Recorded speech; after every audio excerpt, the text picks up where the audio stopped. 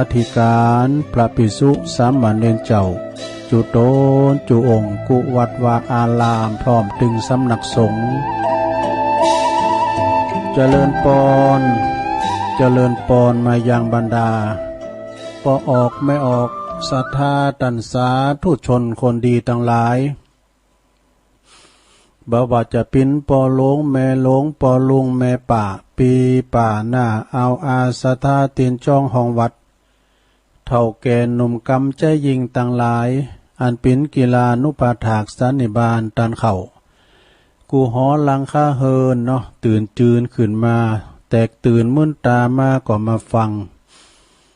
งรายการแหลกซึ่งเป็นรายการสดมากันโตปินบอกเวลาใดรายการนี้เปิ้นต่างชื่อว่ารายการสัพเพเหระปกินนากะขอนลุงไก่แจ้งรายการเสียงธรรมแสงทองซึ่งก็ดำเนินรายการบริหารเวลารับผิดชอบโดยต้นตัวแห่งอาตมาภาพเก่ากระผมตุลุงนันชัยวัฒนาคเสโนแห่งวัดพระธาตุดอยน้อยตำบลดอยหล่ออำเภอดอยหล่อจังหวัดเชียงใหม่เมื่อถึงเวลาก็มาพบมาปะกันนะวันนี้ก็มาตรงกับวันศุกร์แล้วกันเนาะศรัทธาญาติโยมทั้งหลายศุกร์เอาเหล่าเสาร์เอาหน่วยเด้อวันศุกร์ที่16วันนี้วันโจกวันลาบแถมแล้วเนาะโจกไผมานเด้อวันนี้วันที่16ของเดือนกรกฎาคมพุทธศักราช2564เข้ามานี่แล้วนะกึ่งเดินเข้ามาแล้วกรกฎาคมนี่31เนาะนะแล้วก็ยนต์นี่30ก็เข้ามากึ่งเดินนึงแล้วเด้อวันเวลาก็ลงเลยผ่านไปเนาะเอาตื่นมาก็ฟังไปศรัทธาญาติโยมทั้งหลายเนาะก่อนที่จะไปนักไปหลายตุลุงก็จะได้นำไหวพระกันเด้อลงเด้อตื่นกันมาแล้วบ่ลงบ้างลงบ้างลงโอนเขาแม่บุญพินเขาเนาะตึงหลงตึงหลายเปิดความเป็นสิริเป็นมังกรเป็นมงคลเฮามาสวดมนต์ย่อโดยพร้อมกันเนาะพุทธคุณธรรมคุณสังฆคุณคุณทั้งหลายมาปกป้องคุ้มครองลูกเต่าเราล้านเล้นครอบครัวอยู่เย็นเป็นสุขอายุหมั่นขวัญยืนขอให้มีโจกมีใจปราศจากทุกโศกโรคภัยเน้อขอเจ็บไปให้มาไก่ขอไข่จะไปให้มากายอยู่กับจูปูจ้าวรพุทธศาสนาไปเฮิงเมื่อนานเสียงจิรติการยาวนานนั่นจุงจักมีไหวพระเด้อ อะระหังสัมมาสัมพุทโธภะคะวาพุทธังภะคะวันตังอภิวาเทมิสวากขาโตภะคะวะตาธัมโมธัมมังนามัสสามิสุปฏิปันโนภะคะวะโตสาวกสังโฆสังฆังนะมามินะโมตัสสะภะคะวะโตอะระหะโตสัมมาสัมพุทธัสสะนะโมตัสสะภะคะวะโตอะระหะโตสัมมาสัมพุทธัสสะนะโมตัสสะภะคะวะโตอะระหะโตสัมมาสัมพุทธัสสะอิติปิโสภะคะวะอะระหังสัมมาสัมพุทโธวิจาจาลานะสัมปันโนสุขโตโลกวิโตอนุตตโลปุริสธัมมัสสาลาธิสัทธาเทวมนุสสานังพุทโธภะคะวะติสวากขาโตภะคะวะตาธัมโมสันติทิโกอากาลิโกเอหิปัสสิโกโอปันนะยิโก ปัจจัตตังเวติตาโปวินโยเหติสุปฏิปันโนภะคะวะโตสาวกสังโฆอุจุปฏิปันโนภะคะวะโตสาวกสังโฆยายะปฏิปันโนภะคะวะโตสาวกสังโฆสามิจิปฏิปันโนภะคะวะโตสาวกสังโฆยัตติตังจัตตาลิปุริสยุคานิอัฏฐปุริสปุคลาเอสะภะคะวะโตสาวกสังโฆอะหุนยโยปะหุนยโยตคินยโยอัญจลิกาลนิโยอนุตตลังปุญญเขตังโลกัสสาติจะยันโตโพธิยามูเลสักกายานังนันทิวัตตโนเอวังตวังวิจัยโยโหหิจัยยสุจัยยมังกัลเลอปปลาจิตตปันลังเกสีเสปัทวิปุคัลเลอภิเสเกสัพปะพุทธานังอากาปะโตปะโมทาติสุนักตังสุมังกาลังสุปะปะตังสุโหติตังสุขโนสุมุโหโตจะสุยิทังพรหมจาริสุปัทขินังกายกัมมังวาจากัมมังปัทขินังปัทขินังมโนกัมมังปณิทิเตปัทขินาปัทขินานิกาตวานะลพันตเถปัทขิเนสัพพิติโยวิวัจจันตุสัพพะโลโกวินาศตุมาเตภวัตวันตลายโยสุขีติกายุโกภวะอภิวาทานาสีลิสานิจังวุธาปัจจายโนจัตตารโอธัมมาวาทานติอายุวันโนสุขังปะลังเอาแล้วศรัทธาญาติโยมต่างหลายตัวลุงก็ปีนเก้าปีนโหนำสวดมนต์ไหวพระไปปีนตีเรียบร้อยก็ขอกุณพระติตไหลรัตนะผ่านแผ่วพระเกี่ยวเจ้าตั้งสามประการจุงดลบานดาลมาปกป้องคุ้มครองรักษาครูบาอาจารย์พระมหาเถรานุเถระท่านเจ้าคณะพระสังฆาธิการพระสงฆ์องค์สัมมาเนรเจ้าอยู่กับวัดกับว่างอกงามไพบูรณ์ในพระศาสนาเป็นที่ยึดเหนี่ยวจิตใจแล้วก็เป็นผู้ที่เป็นเนื้อนาบุญสัจจาศรัทธาได้สักการะปูชากราบไหวเนาะศรัทธาญาติโยมก็เหมือนกันเนี่ยพอลงไม่ลงเขาก็ขอให้มีสุขภาพพลานามัยสมบูรณ์แข็งแรงเนาะอยู่กำจูปูชากันไปนะเอาอกเอาใจเป็นกำลังจิตกำลังใจให้กับลูกหลานตานเต่าเนาะก็มาเป็นกำลังใจส่งความปรารถนาดีให้กันและกันไปเน้อศรัทธาญาติโยมทั้งหลายโดยความปรารถนาดีจากกันนะขอเอารายการนี้เป็นสื่อนำให้ศรัทธาญาติโยมทั้งหลายเนาะสื่อนำให้ศรัทธาน่ะสร้างสรรค์ในสิ่งที่ดีงามมีความปรารถนาดีซึ่งกันและกันว่าได้คิดไล่ต่อกันพยาบาทปองไล่กันอิสาลิษยากันเนาะอยู่กันอย่างมีความสุขอกสุขใจนะอยู่กันไปหักกันแปลงกัน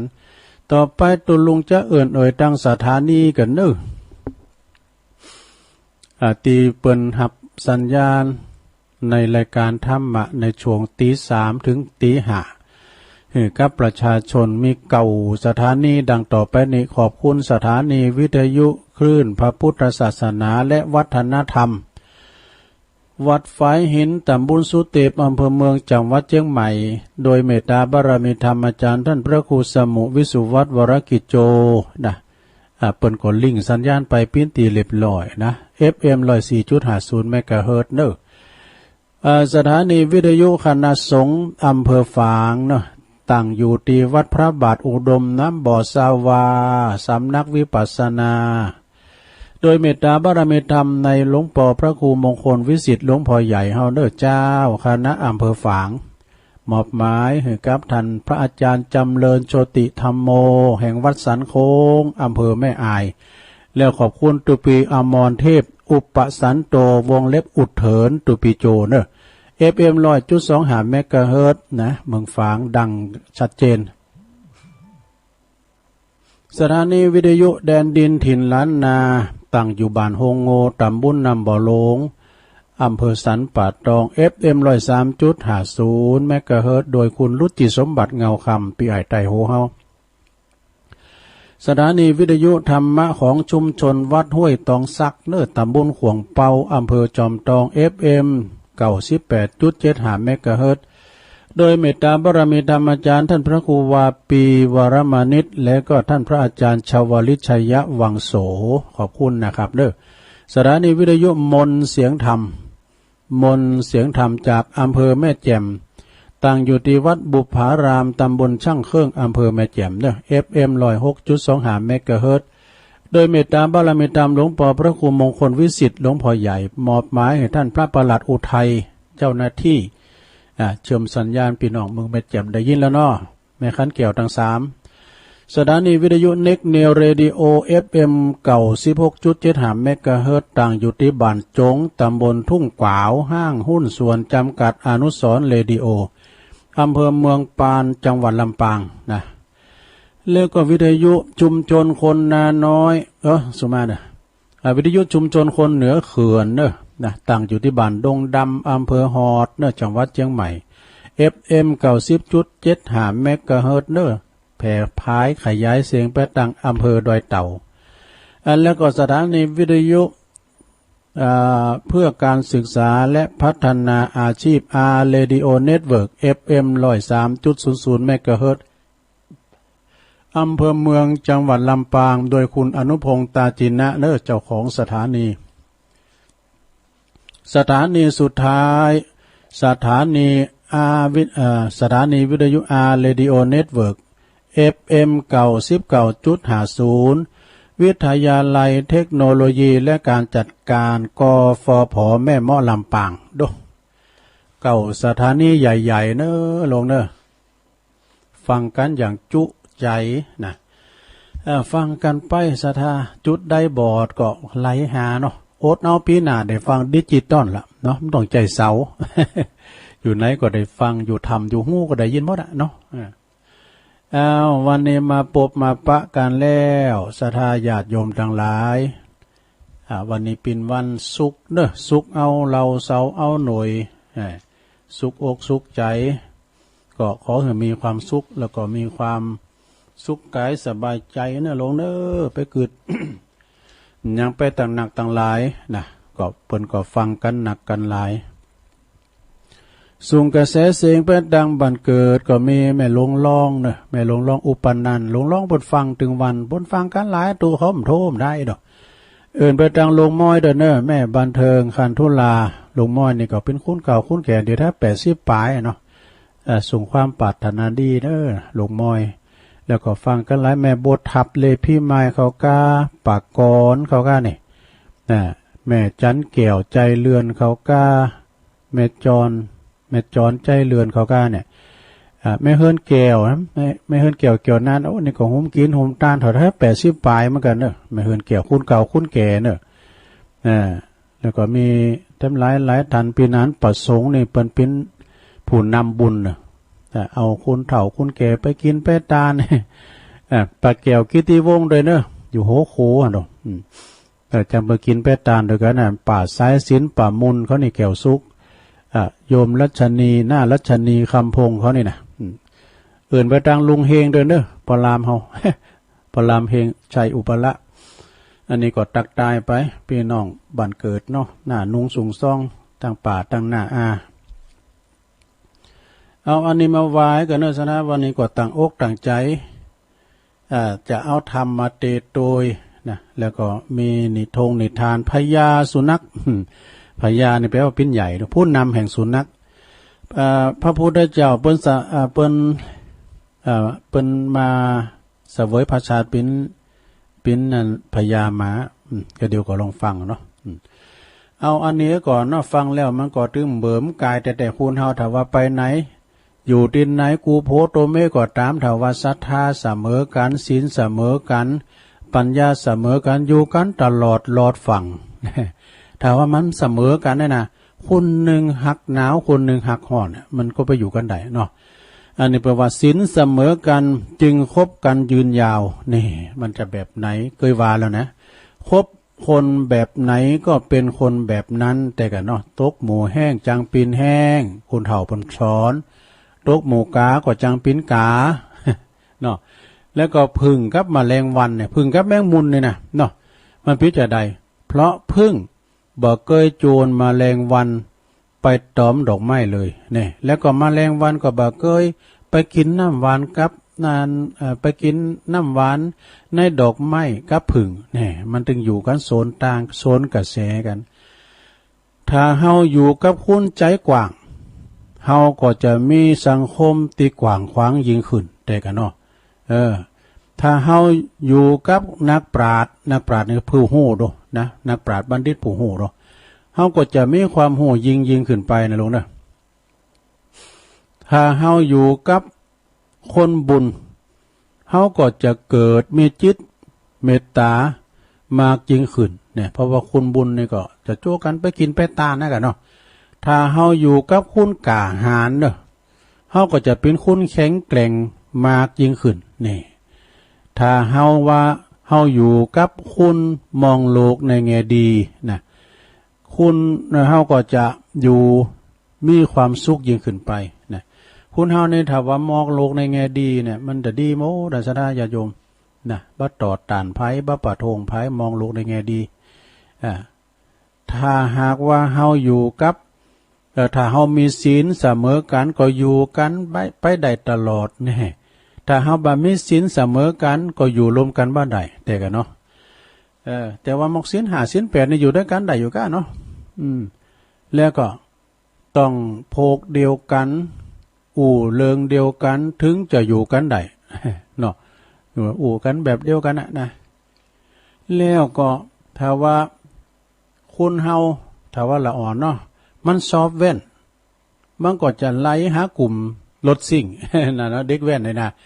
ก่อนเพราะว่าเด็กแว่นตัวลุงกับว่าละอ่อนใส่แว่นตาใกล้พี่น่ะแว่นนี่มันบิดรถว่ะนะฉันเตก็รถกลางคืนกลางแต่เฮาแต่มีปุ่นไปทางกรุงเทพปุ่นละอ่อนไว้รุ่นเขานะมันจุกันเป็นหมูดูมันแข่งรถกันว่ะพอมันบิดรถในผู้รู้มักจุลาตัวมันแดนว่ะแต่มันเกิดเอาตั้งหนาวสอบแว่นก็จะไปกลุ่มแว่นนะกลุ่มรถซิ่งนะถ้าเฮาสอบเข้าวัดนะสอบเข้าวัดก็จะโจนกันเป็นนุ่งขาวห่มขาวปฏิบัติธรรมนี่เนาะญาติโยมเนาะไก่มาแล้วเน้อเข้าวาสาเนี่ยนะสถานเน้อคึดยาขนาดแหละเอาวาสาแล้วก็ตุจอมได้ไปไหนถึงได้ไปไหนดูถึงวันนึงถึงได้ไปไหนเนาะอยู่กับวัดกับว่าแล้วก็ทำเริงตีชอบเหมือนกันเฮาก็อู่เริงตีชอบเหมือนกันเนี่ยถ้าเฮาสันนิษชิดเชื้อกับคนแบบไหนนั่นแปลว่าเฮาก็เป็นคนแบบนั้นเนาะแต่กันเนาะเฮาอู่เฮาคบกับคนแบบไหนแล้วสบายใจบ่อึดอัดก็คบไปเถอะนะสบายอกสบายใจแต่ว่ามันจะคิดกันไปต่างบ่ดีเนาะบ่ฮู้เลยว่านะเฮากำลังกายเป็นพวกเดียวกันนี่เฮากายเป็นคุณเดียวกันเพราะว่าเฮาฮักคุณฮักสวยฮักงามมันก็จะไปด้วยกันคุณฮักวัดฮาวามันก็จะมาด้วยกันคุณชอบแว่นมันก็จะไปติรถสิ่งเนาะเปิ้นว่าน่ะฮักกันแปลงกันเพราะว่าแมลงวันไม่เคยชวนกินน้ำหวานกับแมลงผึ้งนะกินเกสรที่ไม่สวยๆหลอกมันจวนกันไปไต่ไปตอมของบูดของเนาของเสบุของเนาของเสนะพวกเดียวกันมันก็จะโจรกันไปในสิ่งตีนะสิ่งตีที่มันชอบเหมือนกันคิดเหมือนกันเนี่ยคุณคิดเหมือนกันเนาะแล้วก็บ่มีภัยตักเตือนกันได้เพราะคนชอบเหมือนกัน เนี่ยไผเติ้นกำได้สมมุติว่าโพก็ไอ้เมก็ไอ้เนาะไอ้ถึง2ไผว่ากันได้นี่มันน้ำเดียวกัน เนาะมันพอกันผัวเมียพอๆกันชาวบ้านจะเปิดให้ฟังกันผัวเมียพอๆกันเจ้าโจมให้ข่อยแต่เช้า เนี่ยมันตักเตือนกันบ่ได้เพราะว่ามัน น้ำเดียวกันเนาะชูดมากินเหล้าทั้งวันตัวก็กินด้วย ซื้อมาให้กันเพราะกะ ขึ้นอุ่นใจเปิ้นซื้อมาอยู่นี่นะผู้เปิ้นไป7 มื้อเนี่ยมาสักตื่นกองหามายิ้มมาตำเดียวนะมันกองมาเนี่ยปุถมเมาอ้อแอว่าโสวันนี้อบตพุ่นเลี้ยงข้าวเมาไปน้อยเนี่ยเหลือนิดน้อยโสเอาก่อนเอากะ ปิ้นว่าเมมันก็ชัดมากนะถ้าอยากฮู้ว่าไผปิ้นแบบไหนก็ดูคนที่คุยด้วยกันคบด้วยกันสนิทด้วยก็ฮู้ละนี่ เพราะว่าถ้าบ่ใจพวกเดียวกันศีลบ่เสมอกันมันก็คบกันบ่ได้หรอกนะใช่ไหมว่าไอ้น่ะมันคบกันบ่ได้แล้วก่อนเฮ็มหน่อยนะลงนะเดี๋ยวเฮ็มหน่อยเปิ้นว่าถ้าคุณอยู่กับไผคุณก็จะเป็นคุณอย่างเช่นนั้นนี่น่ะอย่างว่าอยากเป็นผึ้งหรือว่าอยากเป็นแมลงวันอ้าวอยากเป็นผึ้งหรือแมลงวันเด็กหญิงอ้วนตอบสิอยากเป็นแมลงวันเจ้าค่ะได้2 คะแนน ไอ้ปีนแมงมุมบุญนี่ว่าลินได้ในลงอ้นเนี่ยต้องขอบคุณที่ทันเจ้าของบทความนี่นะสูงมาหือเนาะแม่เดือนเพ็ญทิมหวาง ความจริงมีจะหลายตุลุงเสาะหามันปะก็มีนะก็เอามาแก่คัดไปเนาะศรัทธาญาติโยมทั้งหลายเอาแล้วบ่ตุลุงก็กำทำมานี่นะแม่เพ็ญขาวเตี้ยเพิ่นจะต้านทำวะเนาะเปิ้นก็บอกว่าศรัทธาต่างหลายเปิ้นก็ว่าเอาทำมาเต้เตอตุลุงมรดกทำน่ะพี่นันปึ้งเขาว่าน่ะพี่นันปึ้งลุงเด้อรับอยู่ก้าพี่นันปึ้ง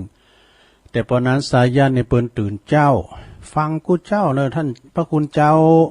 แต่ใต้ไว้สาท่านพระคุณเจ้าไอ้น่ะ เอาแล้วเนาะจะเตะทำกันนะลงเนอ มรดกทำปืนเมืองนะพอลองฟังพอนอสธาเนาะก็เดี๋ยวก็จะมีนิทานเรื่องพญามาเล่าฟังแถมเคล็ดเล็กเคล็ดน้อยแถมเนาะเคล็ดเล็กเคล็ดน้อยแถมเอาฟังไปก่อนรับไปนะลงเนอะ นะโมตัสสะภะคะวะโตอะระหะโตสัมมาสัมพุทธัสสะเอวัมเมสุตังเอกังสัมมายังภังคะวะสะวัตติยังวิหารันติเจตวันเนอนาตปินติกัสสะอาลาเมสุตันติอาทิกังตินะนิตานะวัจจานังกรรมมีต้นว่าเอวัมเมสุตังนี้หากเป็นกรรมแห่งมหาอนันตเถรเจ้าอันใดสดับรับฟังมาแต่ข้าอุแก้วแห่งพระพุทธเจ้าหากกล่าวว่าแล้วแก่อรหันตาจำนวน500 ตนมีอันมีมหากัสสปะเถรเจ้าเป็นเก้าเป็นประธานเมื่อปาธรรมสังขยานาธรรมวันนั้นดังจักวิสัชจนาไปนานี้แดเตอเอกังสมัยยังมีสมัยกาลคาบหนึ่งพระพุทธกวาอันว่าพระพุทธเจ้า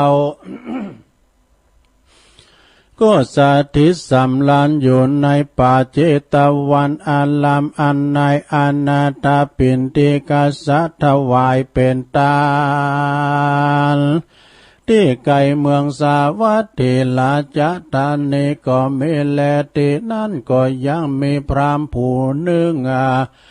หากฉลาดด้วยโวหารการว่าพระท่านลงยานอยู่ที่แห่งใดต่างอ่านมันก็เข้าไปขาบไปไว้ถามพระพุทธเจ้า ว่าพาลาเตข้าแด่พระสัมมาสัมปัญญาสัพพัญญูยอดซอยอันว่าคนใหญ่น้อยยิ่งใจมีต้นว่าเต้าพญาก็ดีสั่งมีวันนะและก็ชีวิตอันนะบ่เหมือนกันนะพ้องก็มีรูปร่างวันนะงามรูปผิวพรรณวันนะงามล้วนทวนพ้องก็บ่มีรูปอันบ่งามดูผังลายพ้องก็เกิดที่ขกูลเต้าพระยามหาเศรษฐีพ้องก็มาตุกไล่เข็นใจคนยิงใจหลังพ้องนั่นก็มีอายุมันยืนยาวหาพยาธิโลกาบ่ได้หลังพ้องก็มาเกิดมาก็มาเจ็บป่วยใครมีพยาธิมาเบียดเบียนบ่ขาดหลังพ้องก็มีอายุสั้นปันตายหลังพ้องก็มีก็มาลิลอมเข้าของเงินคำไว้มากนักจักกินใจก็จะจักบ่กินบ่ใจเตตานก็กลัวมันเสียง เต้าว่าท่านนี่ไว้นานแลล้างพ้องก็มีพยาปัญญาชาเหลียวชาลาจุอันอาละลางพ้องก็มีก็มาปึกตันตุนจะหาพยาปัญญาบอดได้ลางพ้องก็เป็นคนหัวหนวกตาบอดบางพองอันว่าคนตั้งหลายฝูงนี้จักมีกรรมวิบากสั่งจะขอพระพุทธเจ้าได้คุณนาภายโพธิสันนาธรรมแก่ผู้ข้าตั้งหลายได้ฟังแด่เตอตีนั้นพระพุทธเจ้าก็กล่าวยังก็กล่าวแก่ยังปัญหาก็กล่าวว่าดูลาต้านพรามปุกกันละยิงใจฝูงใดก็ดีได้เกิดมามีรูปโสมนมพันวันนะอันดีอันงามดังอาละ ก็ย้อนว่าชาติก่อนนั้นนาได้ตานรักษาศีลฟังธรรมบ่ขาดกันว่าได้เกิดมาชาตินี้จึงมีรูปงามนะเป็นที่โหมรักแก่คนตั้งหลายก็เพื่ออันแลดูลาต้านพรามปุกกันละผู้ใดได้เกิดมามีรูปอันบ่องดีบ่องงามดูผางลายดังอันก็ย้อนว่าชาติก่อนเก่านั้นมันบ่ได้หือตานรักษาศีลและก็ฟังธรรมนะสักเตื้อป้อยกะทำยังกำเอาไม่หือต้านผู้อื่นได้ทุกข์ได้ทุกข์ได้ยากลำบาก กันว่ามันเกิดมาชาตินี้จึงมีรูปอันบ่งามดูผังลายก็เพื่ออันแลปุกกันละยิ่งใจฝูงใดก็ดีได้เกิดมาในที่ขกูลผู้มีศีลมีธรรมและก็เกิดมาในขกูลเต้าพญามหาเศรษฐีนานะก็ย้อนว่าชาติก่อนเก่าปางหลังก็บ่มันได้มีจิตใจยินดีซึ่งกุศลกรรมอันมีต้นว่าได้หือตานรักษาศีลบ่ขาดได้เกิดมาชาตินี้จึงได้อยู่สดสดีก็เพื่ออันแลปุกกันละยิ่งใจฝูงได้เกิดมาทุกได้ยากหาเขาของเงินคำก็บ่ได้ดังอาละ เมื่อชาติก่อนนั้นมีเขาของเงินคำมากนักก็เต้าว่าบ่มีใจท่านนี่ห่มหีบ่หูจักกินจักทานการเกิดมาชาตินี้จึงเป็นคนยากไร้เขียนใจก็เพื่ออ่านแลดูลาต้านพรามปุกกันละยิงใจฝูงใดเกิดมามีอายุมันยืนยาว หาพยาธิโลคาบ่ได้นั่นก็ย้อนว่าชาติก่อนเก่าปางหลังใดมาได้หือตานรักษาศีลฟังธรรมบ่ขาดกันว่าใดมาจ้าเกิดมาชาตินี้จึงมีอายุมันยืนยาวบ่มีพัญญาที่โลกามาเบียดเบียนสักเตื้อแลผู้การละยิ่งใจตั้งหลายฝูงได้เกิดมามีพยาธิโลกาบ่ขาดกินยาหลายปักมันก็บ่หายอายุก็มาหมิ่นสันปานตายนั้นแล้วก็ย้อนว่าชาติก่อนเก่าเกิดมาเป็นคนกาตำกรรมอันกายหยาบฮึกนากันว่าได้เกิดมาชาตินี้จึงมีโลกาปายาธิมาเบียดเบียนบ่ขาดมีอายุก็สันปานตายก็เพื่ออันแลผู้กันละยิ่งใจฝูงใดได้เกิดมามีหูตาหนวกบอดนั่นเราก็ย้อนว่าชาติก่อนเก่าปางหลังได้เกิดมาเป็นคนเราก็บ่ฮู้สร้างกุศลกุศลเตตานสักเตื้อแลดูลาตันพรามคนเกิดมาชาตินี้ก็มามีเป็นคนดีเขาคนเกิดมาชาตินี้เป็นคนดีมีเข้าของเงินคำมากนักจักกินก็เสียดายจักดานก็กลัวเขาของวายวอดเสียงนั้นละนั่นเราก็ย้อนว่าชาติก่อนเก่านั้นได้เกิดมาเป็นคน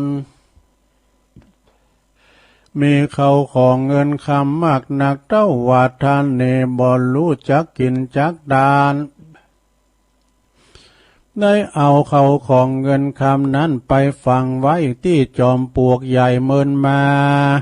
การว่ามันมอหลานนาได้ตายจากอันเป็นคนก็ได้เอาจิตตนไปเกิดเป็นงูเฝ้า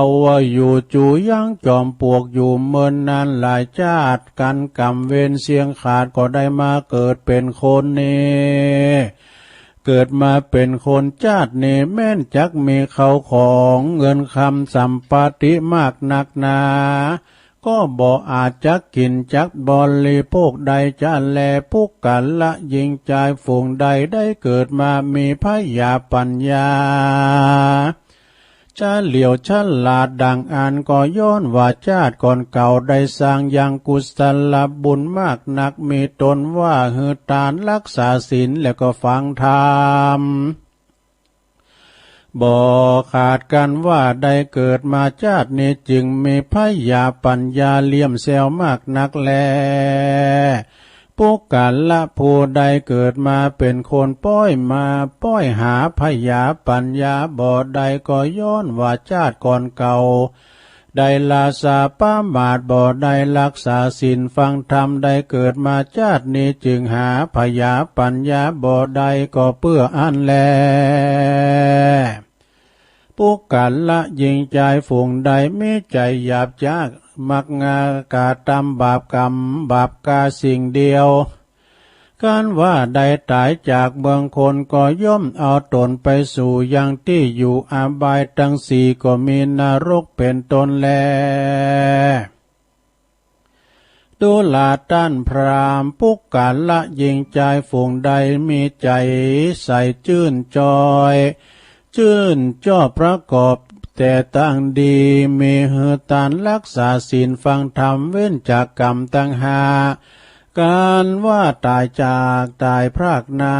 จากเมืองคนย่อมเอาตนไปเกิดในฟ้าในห้องฟ้าเลิศเมืองสวรรค์ก็มีแล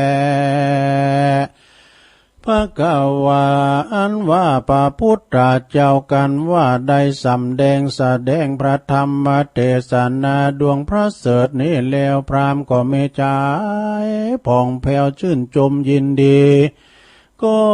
นบกราบไหว้ยังพระพุทธเจ้าโดยที่ติดที่เต้าหาแห่งก็อำลาขึ้นสู่ยังที่อยู่แห่งต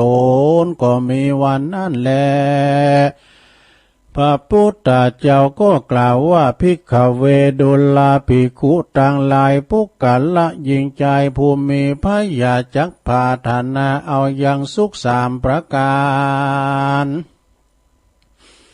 มีนิพพานเป็นที่แล้วดังอ่านกวนกาตำบุญแต่แลบุญนั้นเป็นที่เปิ้งแก่คนและเทวดาทั้งหลายบ่มีที่สงสัยแต่แลอันหนึ่งปุกกัลละผู้ใดได้มีใจใสศรัทธาได้ปู่จะเอาธรรมดวงพระเสริฐอันนี้เป็นทานก็ดีจักอุทิศแผ่กุศลบุญไปหาอย่างจิตตะดวงวิญญาณของพ่อของแม่และญาติกาทั้งหลายอันตายไปสู่ปาลโลกไปนาก็จักมีภาลาอานิสงส์มากนักและเทศนาวาสาเนในเมื่อแล้วธรรมเทศนา ส่วนอันว่าปัณณสัตว์ต่างหลายมีภิกขุภิกขุณีอุปาสกะอุปาสิกาก็ได้ถึงอย่างธรรมวิเศษมีพระเพศว่าโสตาปฏิภาลาตามบุญสมปานแห่งตนอันใดก็ตาที่การมาแต่ก่อนก็มีวันนั้นแลมหาวิปัจจตกังนิทิตังขียาอันเก่ายังทำมหาวิบากก็บังคมโสมเลสเด็จแล้วเท่านี้ก่อนแลสาธุสาธุสาธุจบลงไปศรัทธาญาติโยมทั้งหลายอันนี้ทำใหม่เด้อทำมหาวิบากเนาะถ้าว่าอันเก่านั่นเนี่ยมันเป็นเศรษฐีด้วยเนาะมีปุ๊กมีกระตุ้มปีเนี่ยนะตุลุงซอห้ามป้าหอที่แรกก็เอาฉบับเก่ามาเตะดิกะซอห้ามป้าเลยเอาฉบับใหม่มาก็ดีเหมือนกันนะก็ฟังจบไปขอบคุณแม่เพนขาวเตี้ยนะตาจ่างเวงน้องหล่องทำบุญตานธรรมนี่ไปหาจิตตะดวงวิญญาณของป้าอุ้ยน้อยเงินแม่อุ้ยปันเนาะจินาอิแล้วก็มีสถานในอเนกชัยกาวินทำบุญตานไปหาจิตตะดวงวิญญาณของปอสอนชัยกาวินตัวเนาะปอสมศักดิ์แม่เพนขาวเตี้ยนี่จิตอาสาเนาะจากเวงน้องหล่องการเตดน้ำเตดธรรมมรดกธรรมปืนเมืองก็จบลงไปศรัทธาญาติโยมทั้งหลายวันนี้ก็เจ้าฝนตกมากรรมนะลงนะโธ่เมื่อคืนนี่ก็ฟ้าห้องกระลึงโคไฟดับโธ่แล้วก็เมื่อเจ้านี่ตุลุงเตียวมาสถานีเนี่ยเมื่อคืนแล้วเนี่ยมันนอนนี่ดูนอนที่ในมงกระต่ายมันนอนปุ่นเวลาปิ้นอย่ามาห้องกันง่ายกันเนาะมันฉีดยามาใหม่ลูกเปิดมาเลนเขามานอนตัวเพราะเนตุลุงเนี่ยก็อยู่ห้องเขาบอกกันเนาะเอาก็ล็อกประตูแหละเนี่ยการนอนกุฏิน้อยคอยโยมกุฏิน้อยห้องนอนคนจนในอันที่กุฏิน้อยนะถึงปิดประตูสักเดียวดูเขาเปิดไฟมันหามเข้ามาในห้องนะเราขึ้นบัดดีทำแล้วไอ้จอกอไปนอนไก่เขาก็มิ้นสาบมาสมาเนี่ยมันมิ้นสาบมาที่ไหนวะปวดโทษมันเฮาอยู่ในเต็นท์สนามเนาะยือพอพูดโทษเพื่อว่าไอ้จอกอบันนางมันนอนอยู่ให้หิมหุ่นดังไล่ไปดูกันห้ามตัวก็อีถ้าหมอไอ้จอกอเนี่ยมันปิ้นผูดติดตามอาราคาตลอดเดี๋ยวนี้ก็นอนอยู่นอกกันดูมาเนี่ยสมาเนี่ยลงจอกอเนี่ยจือมาดูศรัทธาญาติโยมต่างหลายเจ้าเป็นลายมาวันนี้วันดาแล้วพวกวันศิลใจกะแม่เนอเดี๋ยวกันเนอพวกวันศิลใจกะวันนี้วันดาแล้วเนยวันนี้ก็เป็นวันที่16ก็แม่นกันในวันดามพวกวันที่17วันศีลแต่กันนั่นขอบคุณเด้อโยมที่เปิ้นโทรมาวันนี้วันหอวันเหน็บแล้วไอ้เราแฮมศีลเดียวนะลงเด้อศีลนี่พวกนี้แล้วก็แฮมศีลเดียวก็จะเข้าพรรษาแล้วศรัทธาญาติโยมทั้งหลายไปทำบุญตามว่าละโอกาสเนอะนะจะไปตานขันเข่าก้าไปคุณหลงคุณหลายก็นางอยู่ระยะห่างพอสมควรนะทำบุญตานกูเข่าโฮงไอ้ก็ปิดแม็กเนาะปิดแม็กเข้าก็โกเปิ้นก็โกเฮาก็พยายามป้องกันตัวเองนะลงเด้อนะสร้าง ป้องกันตัวเองไปวัดไปว่าสถาญาติโยมดังหลายหลังจากเทศน้ำเทศธรรมไปแล้วกรรมบักเก่าเปิ้นว่าของบักเก่าแต่ก่อนอ้อนมานี่หาได้ยากห้ามเดี๋ยวนี้มันได้แล้วสถาไปกลางตุงกลางหน้าซอกุ้งซอปลาซอหอยอย่างต่างๆมันมีแล้วของธรรมชาติธรรมชาตินี่นะ มันก็เสี่ยงไปกับยุคกับยาของก่อนนี่เอาไปเอาพักแวนครับอย่างแกเนาะไปเอาพักแวนเนี่ยคุณถามก่อนเนี่ยเป็นกินเข่าลูกหลานไปเอาพักแวนมากะกินเข่ากับตุ่มพักแวนนี่เนาะใส่ปลาเด็ดนี่ ตุ่มพักแวนใส่ปลาเด็ดพอเพิ่นก็กินเข่ามันจี๊ดอย่างมันเหนียวน้ำเหลยมันกินอย่างเป็นจี๊ดอย่างนั้นมันเป็นห้ากันอย่างคายพอมาเนี่ยเพื่อว่าปิงน้อย เกี่ยวเสียปิงน้อยวะดูปิงก่อนหนักนำก่อนนะลูกนะปิงควายก็มีปิงคุ้นก็มีโถกันเฮาขามไปนางตุงดังนาดอนบุญนะขามไปนาดอนควายมันจะเล็ดนาหุงไปดูเฮาก็ขี่ย่องหลังควายมันก็ไปปดตัวไปถึงตินาดอนโบราณหลวงพอตั้งตองมานาปดยานตรงโก้งต่างกลางอะไรปิงควายนะกะมันดูดเลือดควายเนี่ยมันก็ต้องมันตึงย่ามันก็ย่อนสุดๆจ้าๆเนี่ยไปย่างยังเอายาขืนเนี่ยนะหลวงเอายาขืนเนี่ยเอาจุบน้ำแล้วเอาใส่ที่ปากปิงมันดึงละลงเลยแล้วมันจะตายนะละลงเลยนะเนี่ยหาได้ยากแล้วสะดั้มก่อนี่น้ำเข้าใหม่เขาลุกตีนควายในกินได้ดูหอมอ่ะหลวงมันจะมียุคไม่ยามก่อนดูเขาลุกตีนควายกาน้ำมันเข้าใหม่มันหอมอย่างนึกกินได้หมดอะกวัก ยำก่อนเนาะเป็นมาสายหนังกาสายหนังโฮงกาหนังกังแป้งหนังล่อมผ่าปวดคุณหนักแต่ลดหนังขายยามาสายกันไปถามปอหลวงกันมันกันไปถามปอหลวงแล้วมันคับไปนะปอหลวงผือสายนะพวกรถเดินปอหลวงกัน ยืมสายเนาะคุณทำสบายอะสวมหูกะเครื่องมันเดินถ้าพวกซ้ำใจมันดีก็แต่นี่เหตุผลมันมีเลยกันเดี๋ยวว่าเปิ้นจอดมาแล้วเปิ้นถามก็ได้เปิดเครื่องแล้วเนาะเจริญสุขสวัสดีพ่อแม่พี่น้องทั้งหลาย วันนี้มีภาพยนตร์กลางแปลงมาฉายบริเวณหน้าวัด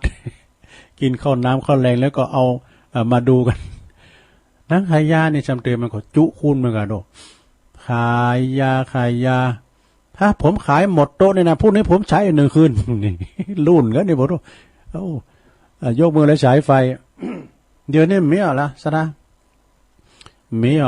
จะเป็นหนังกลางแปลงหนังฟิล์มหนังอย่างนี้นะเป็นดิจิตอลหมดอะ แล้วมีหนังอย่างก่อนหนังโฮงหนังยาเดี๋ยวนี้มีแล้วเมื่อก่อนในหนังโฮงเนี่ยปุตบริการเมืองเหนือภาพยนตร์เนี่ยเนาะว่าขาวเนี่ยลุงช่วยเขาเนี่ยนะถ้าว่าเมื่อก่อนตัวลูกเบี้ยน้อยอะเปิ้นมีสูบจะเฮ้ยนะสูบนั่นนะมันหมุนนะกึกคู่บุตรตาใช่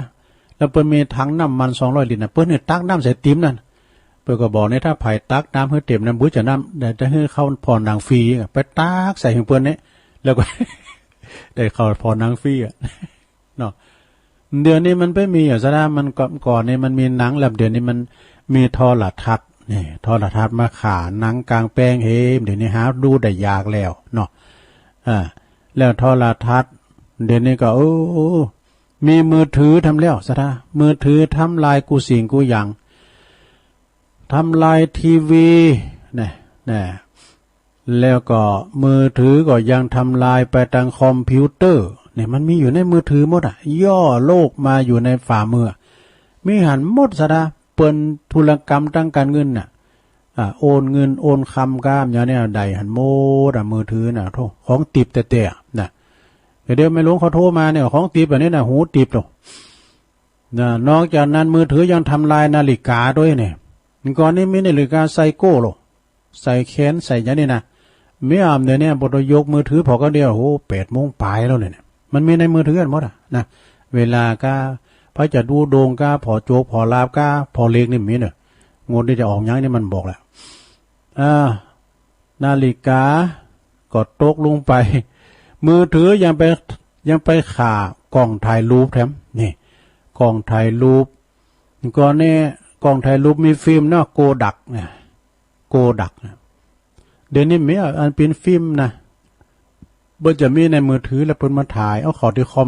อมบุกคอมพิวเตอร์ใช่ไหมนะ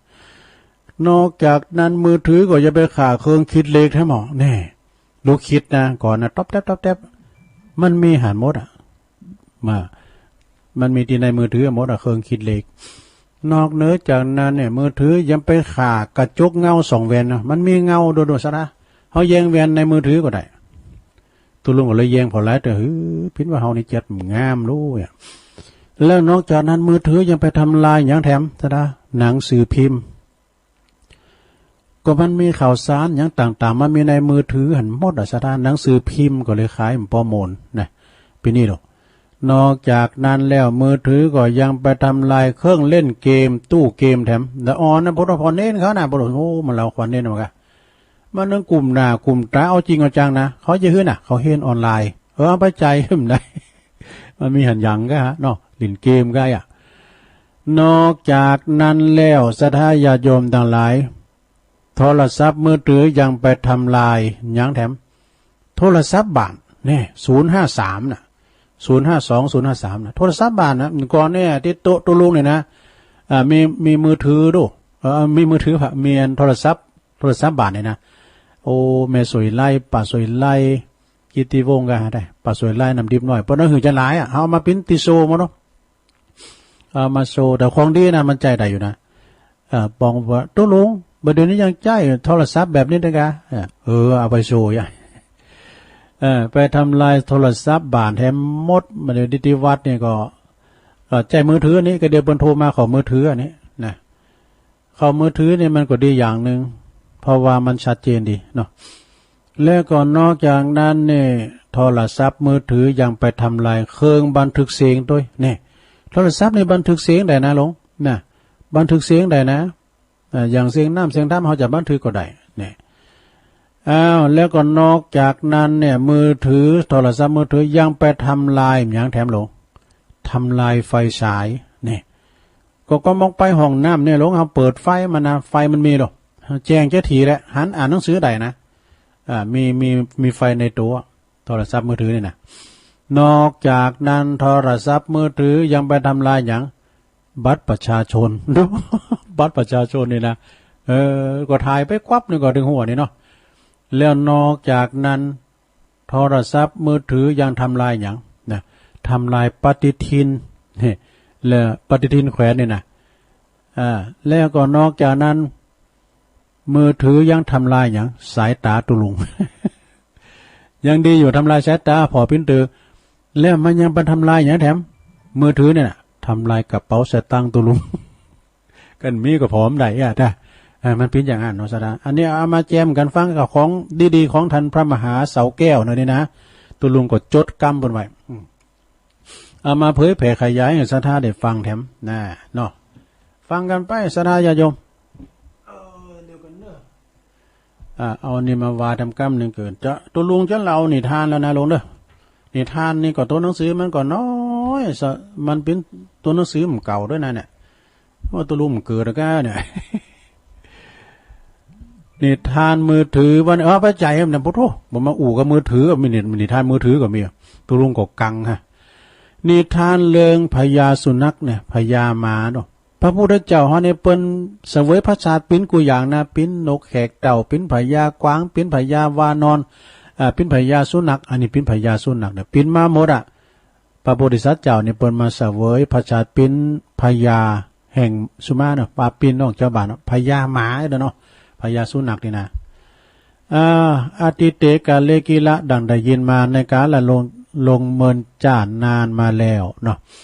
พระโพธิสัตว์เจ้าของเฮาในเสวยพระชาติเป็นพญาสุนัขนะอาศัยอยู่ในป่าจ้าโอ้เปิ้นอยู่ป่าจ้าป่าแฮวบ่เนอะมีบริวารจำนวนมากมายเนี่ยมีบริวารสุนัขนั้นมากมายก็อยู่ใกล้กับเมืองปาราณสีมหานคร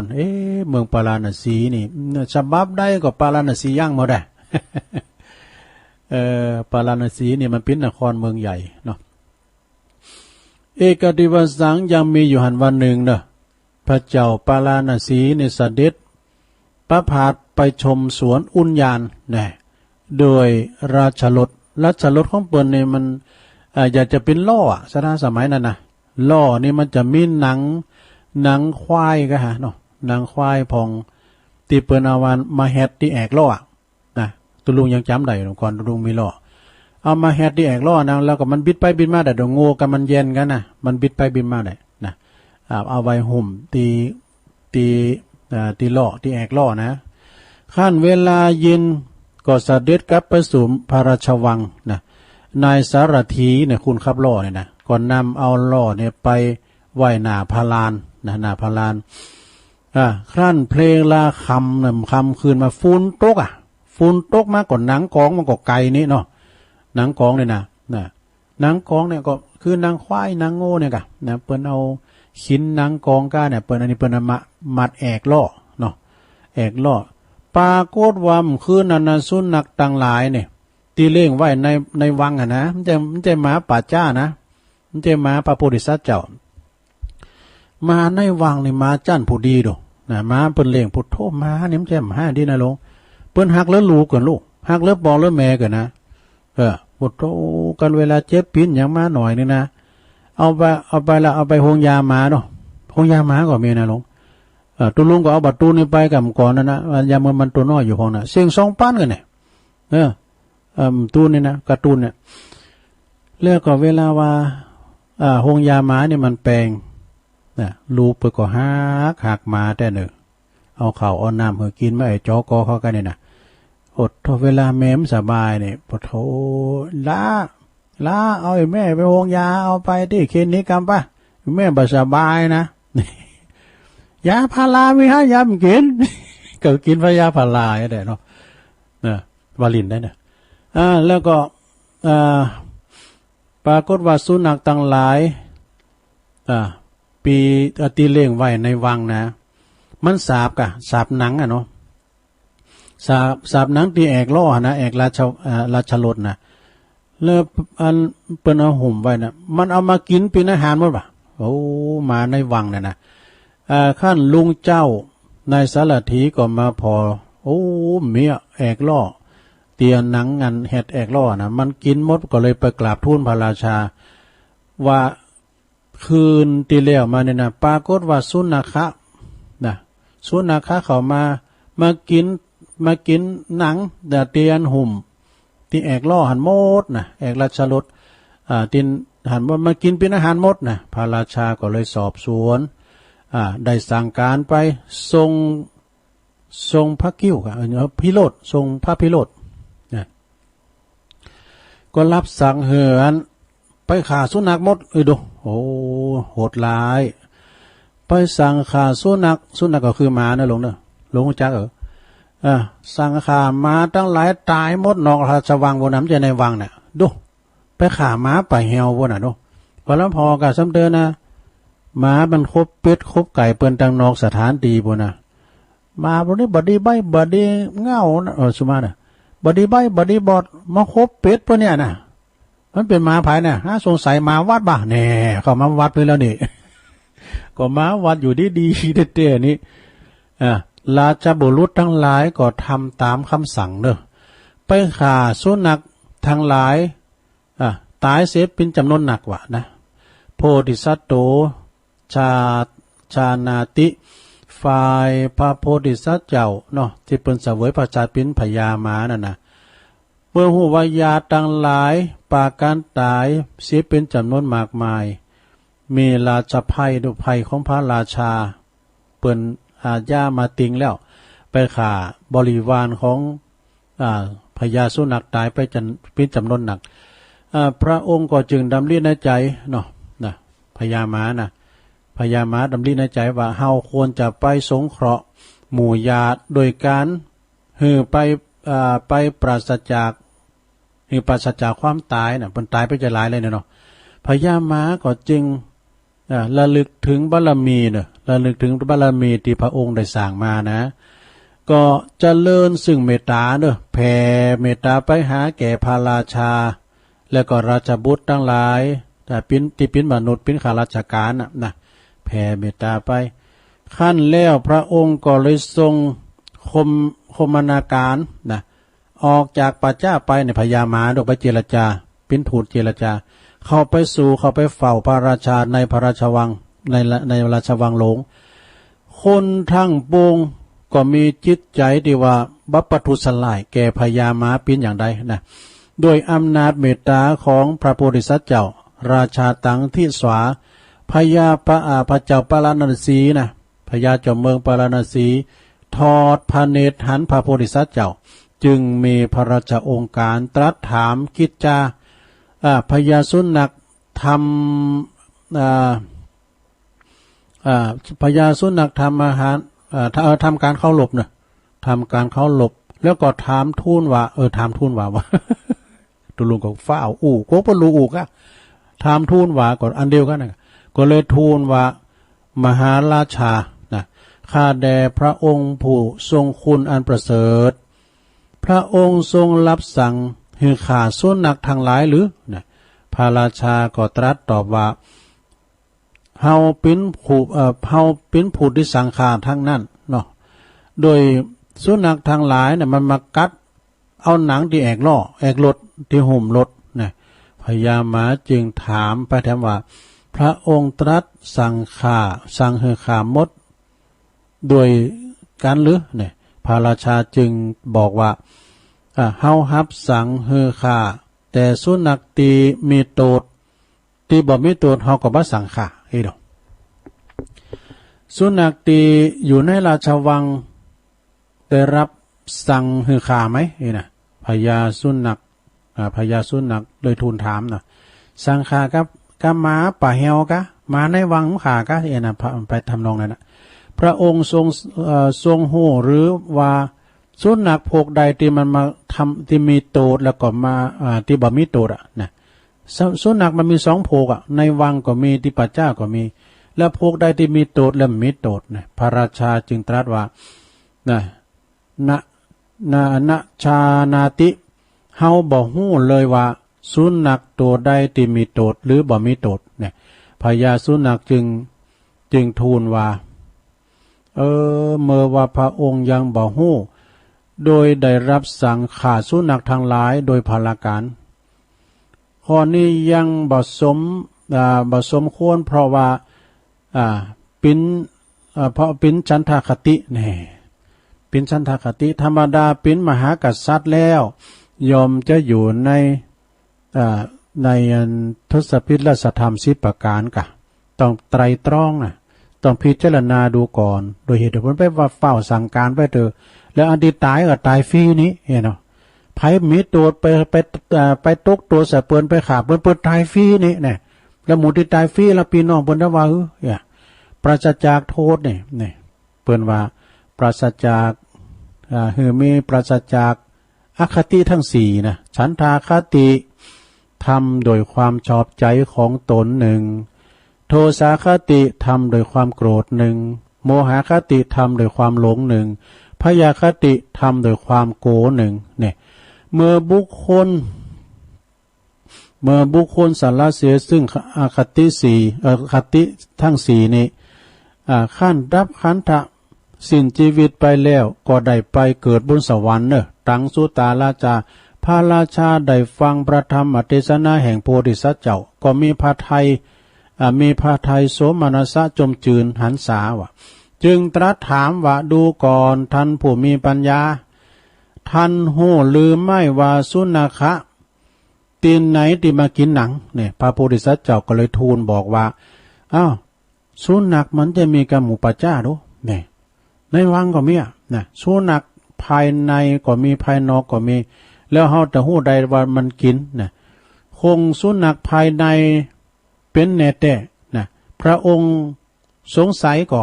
ถ้าสงสัยที่บ่ฮู้แน่ฮือราชบุตรนี่นะเอาน้ำมันเปลียงเนี่ยบ่ถือมื้อน้ำมันเปลียงจะน้ำมันกัดกันเนาะน้ำมันเปลียงเนี่ยกับยาแพรกมาแล้วก็มาตำกรอกมาตำกรอกสุนัขในวังเผาร้อยหมายความว่าเปิ้นหิดยาเนาะ คือมันเบื่อแล้วเอาไปกรอกเอากรอกปากมาในวังเผาดูก็จักปรากฏชัดเนี่ยพญาเจ้าเมืองปาราณสีก็รับสั่งให้ราชบุตรได้กระทำราชบุตรก็กระทำตามเตียนพระโพธิสัตว์เจ้าวานะปรากฏว่าสุนัขในวังซ้ำหลอกออกมานี่ปิ้นหนังที่มาว่าหากออกมาว่าสุมาเนี่ยลงเด้อ หาก็มาปิ้นนางหมดอ่ะแน่ฮะเนี่ยหลักฐานมันมัดตัวแล้วท่านเอ๋ยนะท่านยังสั่งการไปมาฆ่าลูกน้องของข้าพเจ้านี่ตายเป็นจำนวนหนักนะนี่นะหันปรากฏอยู่แล้วเนาะเนาะตังราชาตังที่สวาพญาปาลนสีเนี่ยพญาเจ้าเมืองปาลนสีก็หันปรากฏดังนั้นก็มีพระไทยนะซึมเศร้า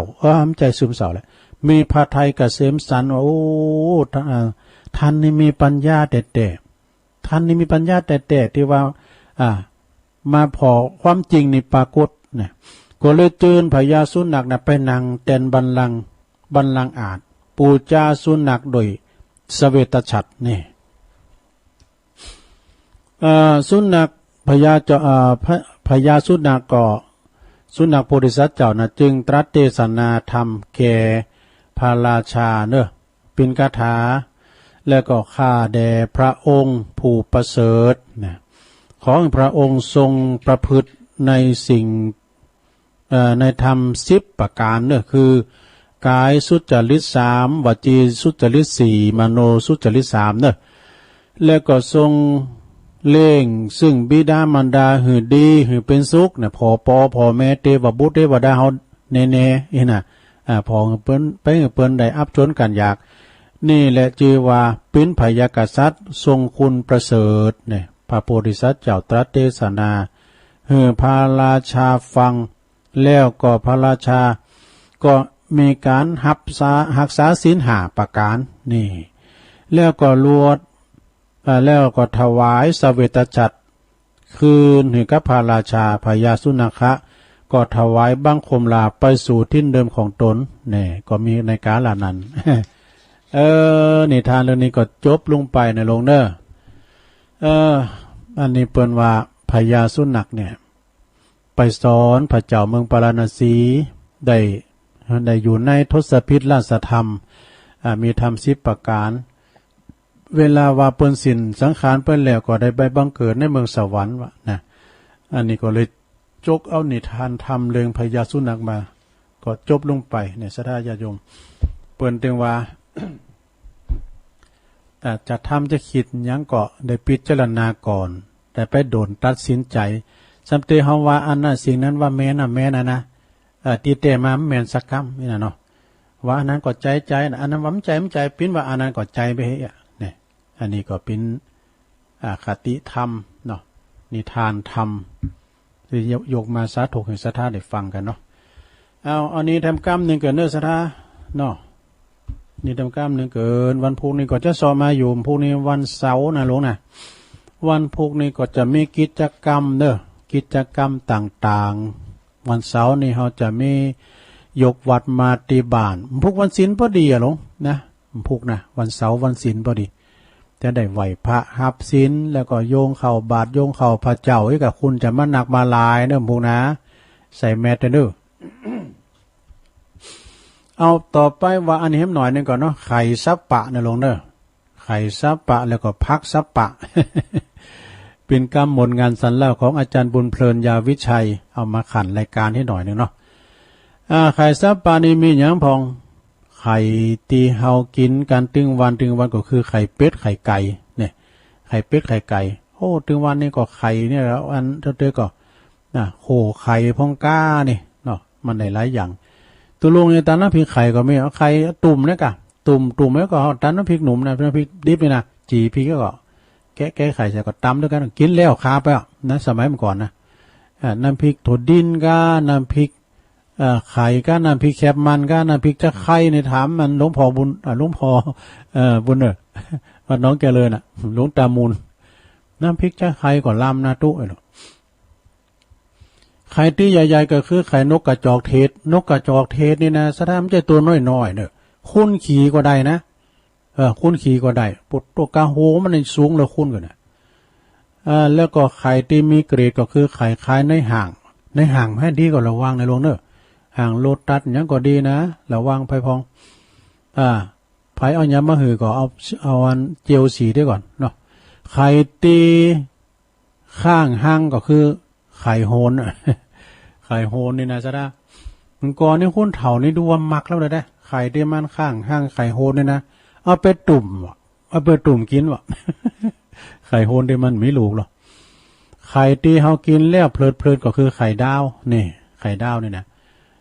โคไข่ดาวโคไข่เนี่ยก็โคก้อมกอใส่ไข่ใส่โคไข่ด้วยเหมาะไข่ที่เปิ้นไข่ที่เฮาเอากินจิแล้วก็ปิ่นไปปิ่นมากับไข่ตุ่มก่อนนี้เพื่อนน้อยนักเรียนเนาะกันเวลาเขาเขียนยังทำรายงานยังไปมันถูกนะเปิดเขียนศูนย์นะเขียนศูนย์เต็มน่ะเต็มนั้นสมุดนะเปิดก็ว่าไข่ต้มก็ว่าไข่ต้มเนี่ยมันได้สักคะแนนเนาะก่อนนะไข่ตีเปิ้นนิยมกันก็คือไข่เยี่ยวม้าว่ะไข่ตีจ้าซ่าคือไข่ลูกเขยไข่ลูกเขยน่ะเลี้ยวไข่ตีเปิ้นใส่ผักหวานนะอร่อยจังเลยก็คือไข่มดสุ่มน้ำตามดแดงน้ำตามดสุ่มอันนี้ก็เป็นอัน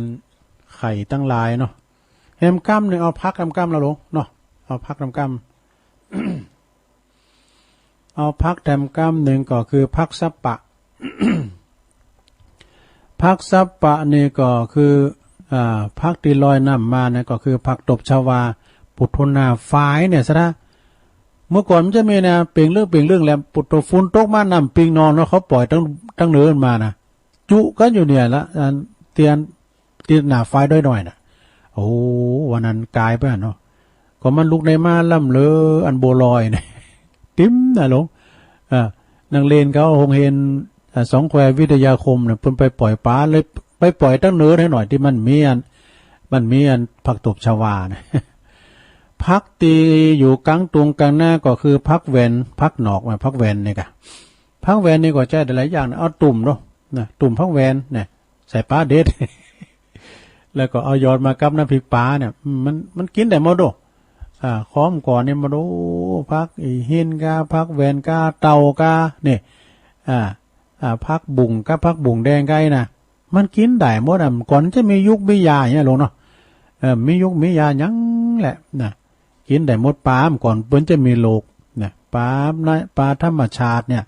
ไปเอาปลานาวกาเนี่ยปลาก่อนเนี่ยเปิ้นมีลมเดี๋ยวนี้ปลาธรรมชาตินี่เกือบจะบ่มีนะลงเนาะเปิ้นปลาเลี้ยงได้แค่แต่โมนปลาเลี้ยงที่โมน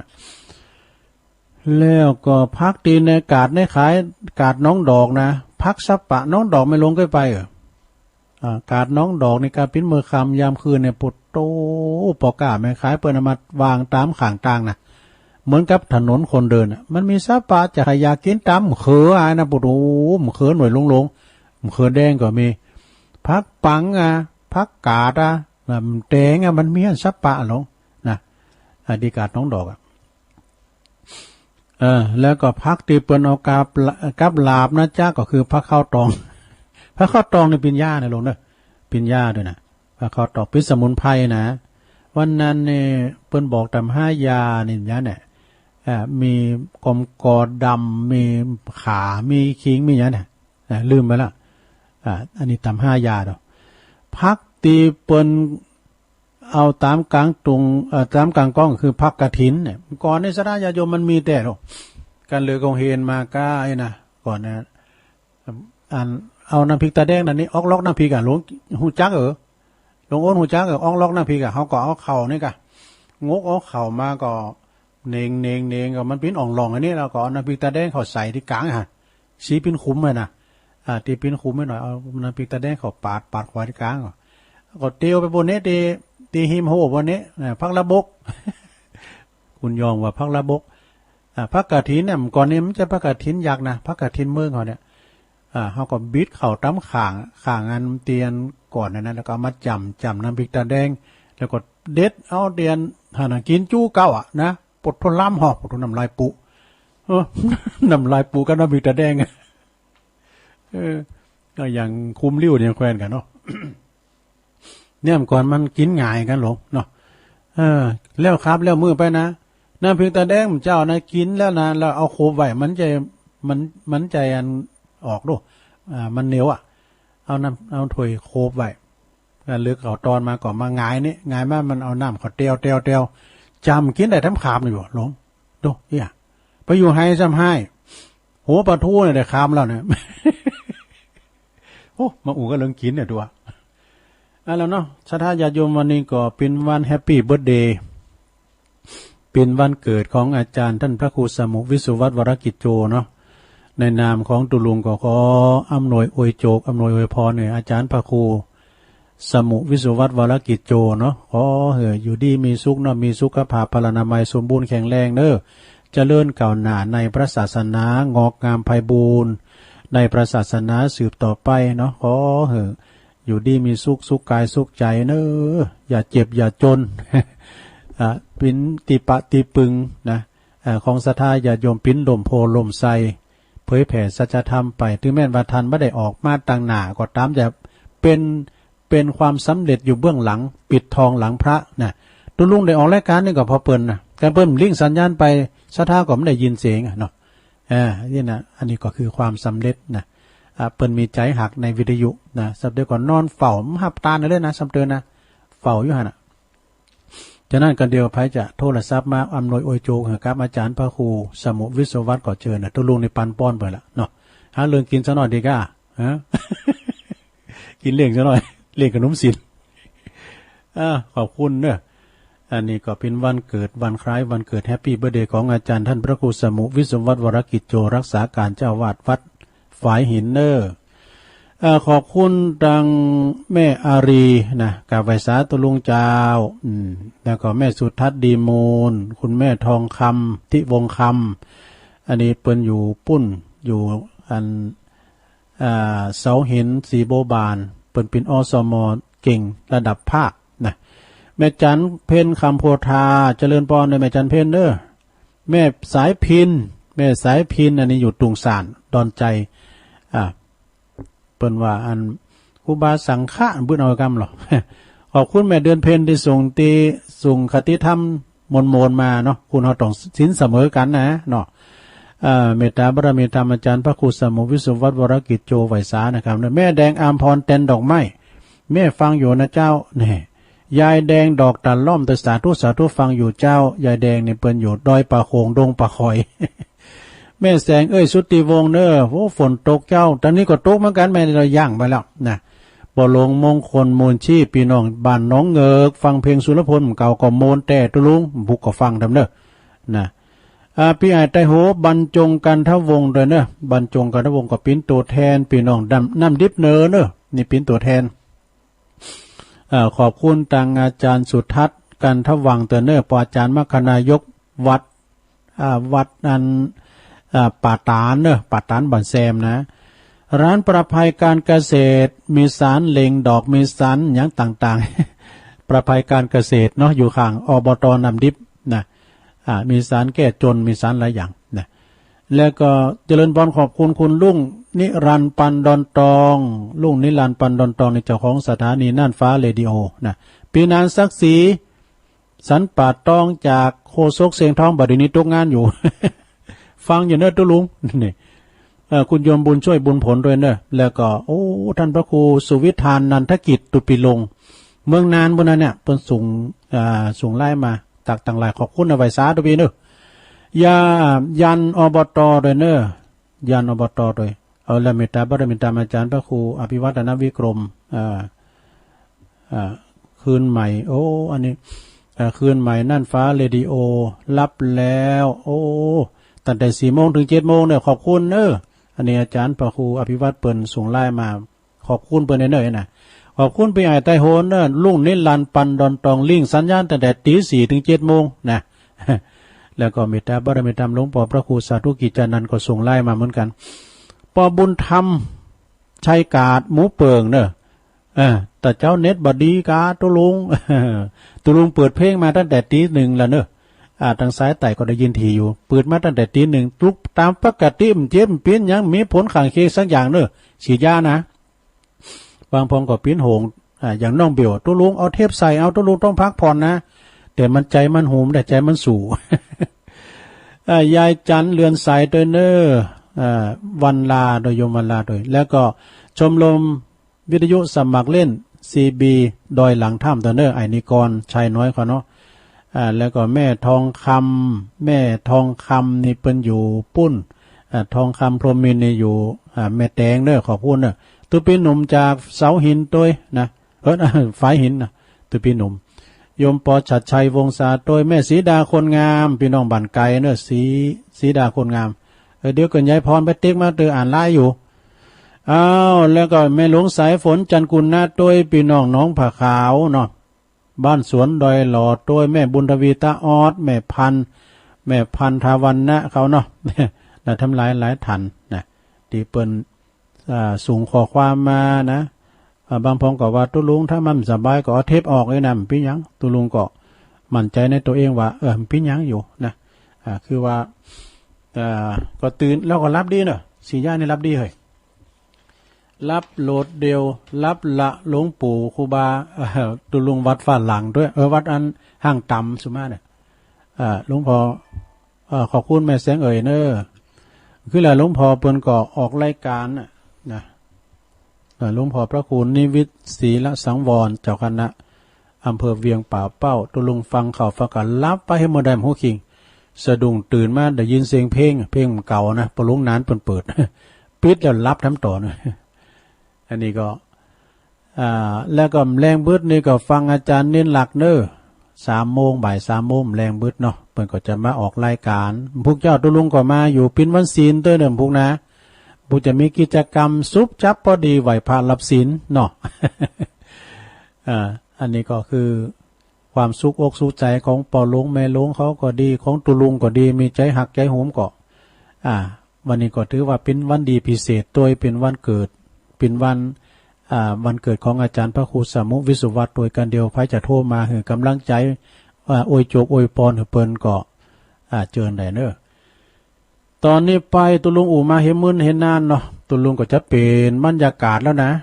จะปล่อยให้ศรัทธาญาติโยมได้โทรกันเข้ามาตักตายเช็คคืนเช็คทรายเนาะพยายามเนี่ยไผได้โทรติดก็เต็กติ๊กเตอมาตึงติดนะเต็กติ๊กเตอเนาะลุงนัดรถเดินเต็กมากมันปัดตันเขานะตุลุง ลุงนัดรถเดินนี่ก็เปิ้นมีลายอยู่นี่แหละเจริญปอนเจ้าไว้ซาเจ้ายายน้อยก็เจ๊ได้วันนี้ห้วยออกก็เลยมาเขียนก้อนกล่อมนะเจ้าเนาะกล่อมสละจะรู้จะได้มาเขียนไปถึงมุงปลายนะเจ้าเนาะวันนี้ห้วยออกยายมีเลขเด็ดรับรองว่าเน็ตจดกันเนิ่นนายว่าต้องสลักปีน้องตั้งหลายจดกันเนิ่นนาย1669ถ้าตาย3 ตัว1 เก่า1 เจ้า2 ตัวนั้นเหล่า1 เก่าแน่นอนพี่น้องตั้งหลายไปว่ายายสอนบนกินแน่นอนเซ็นเก่าๆได้1 ใน 100พ่อแม่หนุ่มเนา4 เก่าเนิ่นนายถ้าหาก3 ตัวพี่น้องทั้งหลายเฮาก็เสียไปเก่าไฮโลยังดีพี่น้องหนุ่มเนาได้เสีย3 เจ้าต่อกันอยู่ไกล1 เก่าเฝ้าวันถึงวันใส่เม็ดป้องกันปลอดภัยนะเจ้ากำยองวันละกำนะเจ้าวันนี้กำวักไก่นะเจ้าเนาะภาษาไทยเปรว่าของตัวเจ้ากำยองไปเจ้าอู่เจ้าไว้เจริญปอนยายน้อยกาดนัดเจริญปอน0899556506เจริญปอนติดแล้วเนอะอูได้เลยยายพรเนี่ยกะเข้าใจกะแต่เปิ้นอูเดี๋ยวเอาสายใหม่เข้ามาเจริญปอนเจ้ากะไม่แต่เจ้าตุลุงเจริญปอนฝนตกนะตุลุงตอนนี้ก็ตกเหมือนกันหลายอย่างแล้วนะเจ้าตกกับเมียตี3 เกิงเดี๋ยวนี้ก็ย่ำกันนะเจ้าจุ่มยินเนาะอย่างดังฟังชาติเนอเอาให้หน่อยเหรอเอาให้หน่อยเดียวต้องซานซุมกูบาสังฆะเจ้าเอาข่าวอ้อนซ้อเรื่องปูสอนหลานกันมากันหน่อ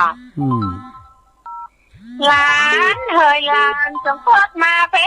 ไก่ปู่จักสอนสั่งไว้ไปถึงหลานยิงหลานใจ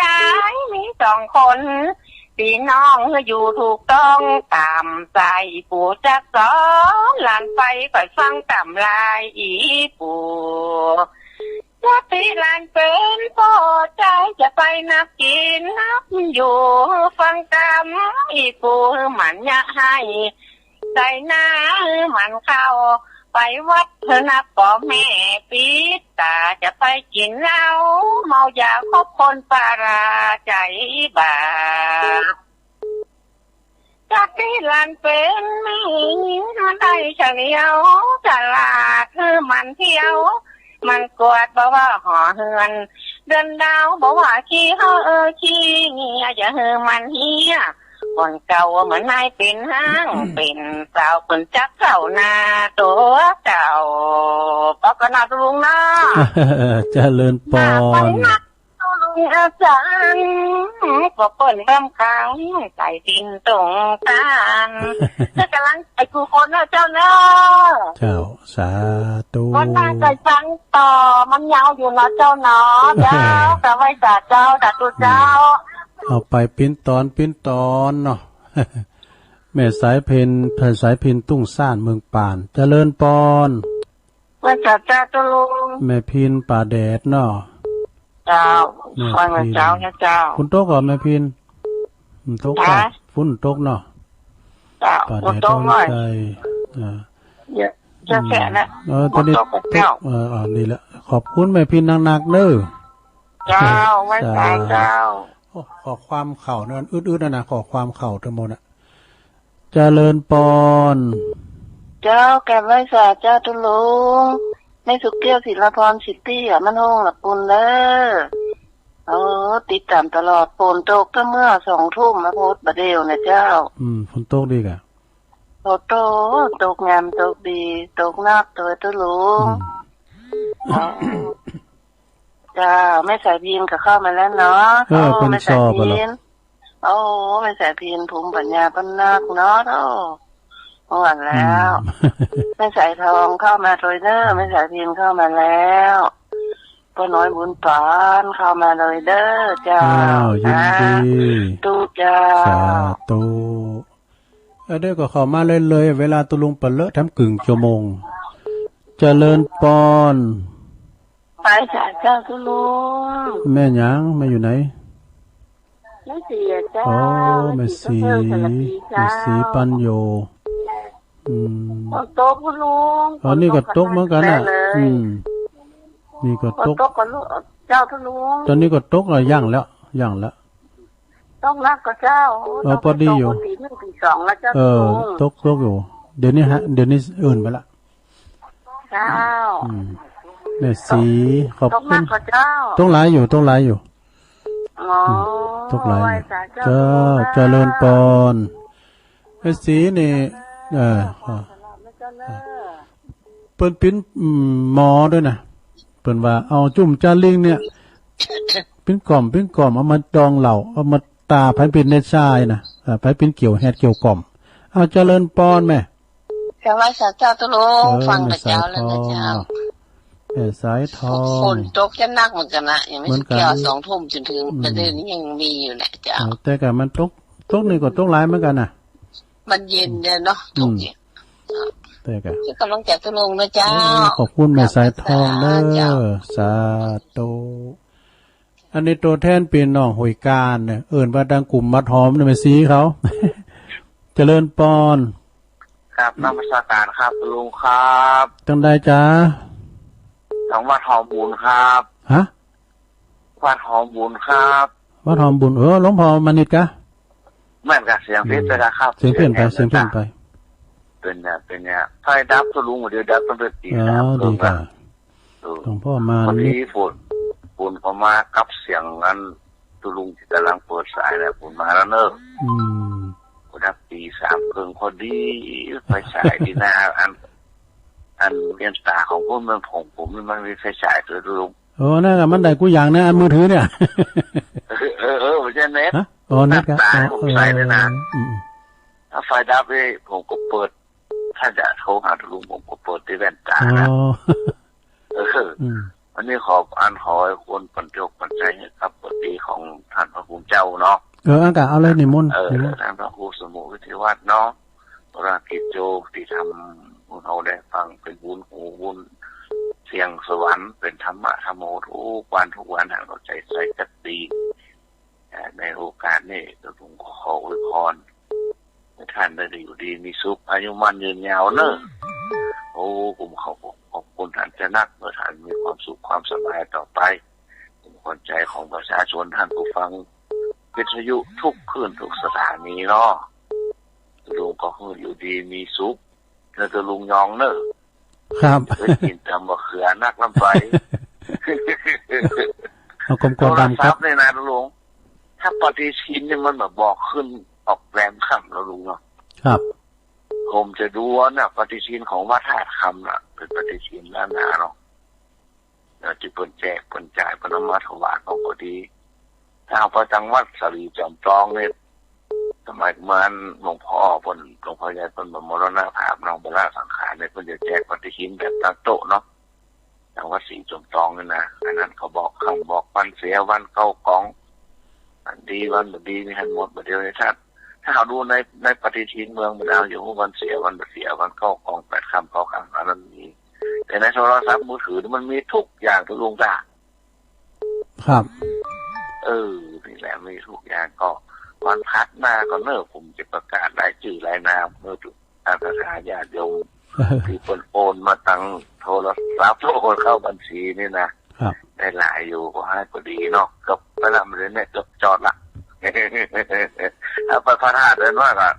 ถึงจำนี่แหละถึงจำ2 อันส่วนตองนี่แหละหรือเป็นขับรถไปนะเนาะอยู่ดีมีสุขทุกท่านเนอะสาธุครับสาธุเบอร์ทะเบียนนั้นบัญชีนะเดี๋ยวว่าทำไมเนาะ0202632301110นะจะว่าไปถึงวันเด้อเจริญปอนครับไม่จ่าครับโอ้มาแล้วพี่น้องเมืองฝางปอน้อยบุญปันครับผมฟังเจ้าแล้วครับฝนตกปอน้อยโอ้ผมย่างไปแล้วลุง2 วันที่มันตกบางวันผมปล่อยไปปองไปแตกแล้วเมื่อคืนบุ๋ยอ๋อไปทางใต้พุ่นละถ้าเดินมาตั้งคิวไปแล้วนะได้คิวแล้วฟังตั้งแต่เช้าตี 3แล้วลุงโอ้ลูกเจ้าแต่เนาะ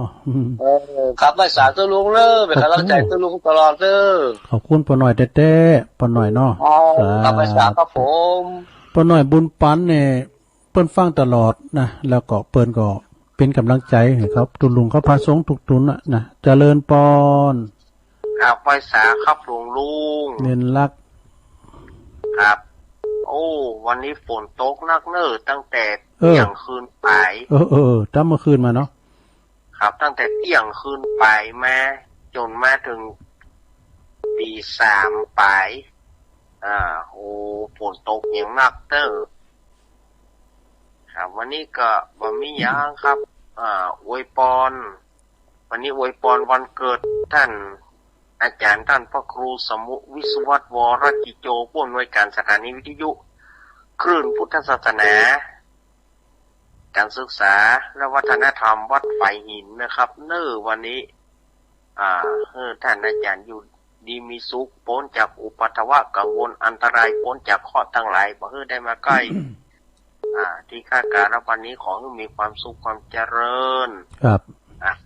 อยู่กู้รายการอยู่กู้สถานีวิทยุ 104.50 เมกะเฮิรตซ์นะครับแล้วก็อวยพรให้หลวงลุงตุ้ยหลวงลุงก็สาธุครับครับผมกับไปครับสมณเณรเอาลักปัญโยนานเนิ่มแรงบึดก่อนนะฝ่าฟังเน้อบึดก็เปิ่นจะมาออกรายการนะบ่าย 3แรงบึดนะเจริญปอนค่ะเจ้าตุลุงนั้นไม่อุ้ยอินฟังตุลุงอยู่เลยเจ้าอุ้ยอินมาแล้วได้เจ้าไม่ทราบเสมอต้องหน้าเสมอแม่ฝนต้องหาตัวใหญ่แน่ตุลุงนี่ก็ตกอยู่เหมือนกันนะเจ้าขอบคุณอุ้ยอินเด้อฟังไปติ๊กๆแรงบึดก็ฟังแถมเด้อเจ้าฟังจังหวะเจ้าหมดได้เด้อฟังธรรมะนี่นะมุกเจ้าก็มาอยู่สาธุเนาะเป็นกำลังใจตุลุงให้ฟังของนึงเนาะ แม่อุ้ยอินแม่สาบเสมิงฟังตลอดเนาะ0899556506เจริญปอนไว้สาครับไปดูครับโอ้โปลงอ่ะครับโปลงวินมาแล้วตื่นผมเป็นน้อยเลยโปลงวินเนาะสันขินเล็กวินป่าเป่าฟังเจ้าแล้วเนาะฟังคืนไหนหมูนี่น่ะขึ้นไหนฮะไฟหินน่ะกันเนาะฟังไปติ๊กเนาะแม่น่ะฮะไฟหินน่ะกะไฟหินน่ะกะฟังไฟหินเปิ้นคืนเปิ้นไปไกลโดแถวบ้านนั้นแม่นะครับว่าแม่ฟองยินดีบ่ลงหลายๆเด้อฝนตกมาก็เต็มหน่อยเย็นใจเนาะบ่ลงปดฟังตลอดนะ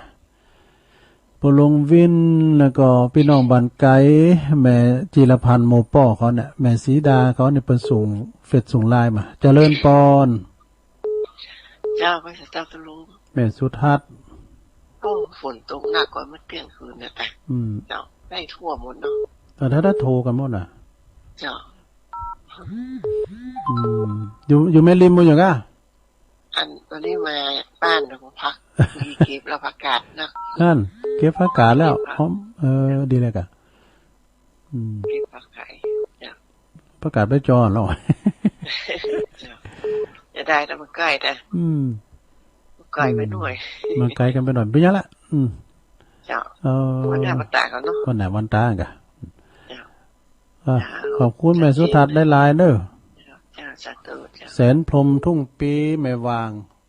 0899556506เจริญปอนจะได้แต่เจ้าคุณลุงอันนี้แม่สีทอนะเจ้าหนองบัวชัยประการมาแล้ววันนี้กดติดลิดหลายยก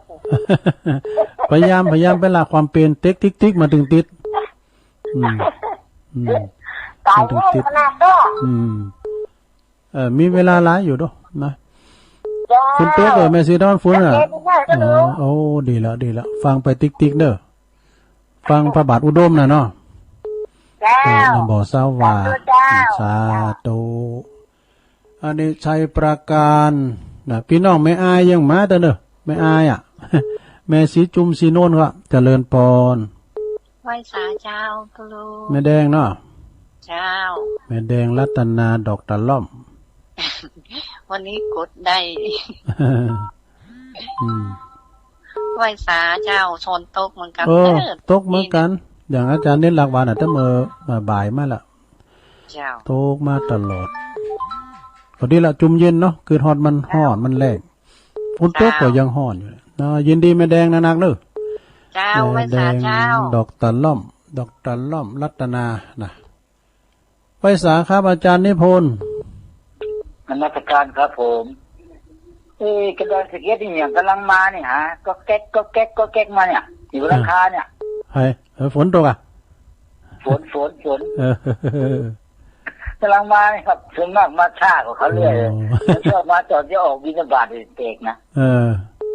เจริญพรโยมแม่แดงรัตนาดอกล่อมเสียงนะแม่นะเมื่อกี้เนี่ยเจริญพรประดังแม่แสงเขาตะกันแม่แสงสมรูปเขาเนี่ยยายปันเขานะแม่แสงเนี่ยสงสัยอยู่ตลาดหรือมั้งแม่ปันแม่แสงเนี่ยตอนเช้านี่อยู่ตลาดยายปันสมัยปีหรือยังไม่รู้นี่ผมเอาว่าก่อนผมไม่ได้เนาะครับเมื่อโยมน้อยโทรมาก่อนก็ขับพร้อมขยับคำบักเก่าเข้าสนอกระเทืองสูดและลื่นหูดูไพเราะตั้งจอเลาะเริ่มเรื่องกระเทืองใจก็ว่าไปใครมีดีมาชี้แนะช่วยกันแขวะชี้นำพาบอกว่าไผเรื่องดีๆก็ต้องนำชี้ย้ำไปความรู้ใหม่จะได้พบประสบกันโยมสายพินอยู่ทุ่งฟ้านนั้นก็เสียงมาบรรเลงทั้งเจ้ยโซต่อสร้างสรรค์เกิดขึ้นนี้ไม่ต้องหามา3 วันทั้ง2 ท่านแม้มันโชว์เรื่องดีอีกโยมทอนดอยซิวฝางห่างไปไหนใค ฟังเสียงไปก็คล้ายๆพ่อบุญศรีฟังไปมาเหมือนสายันนั้นทุกที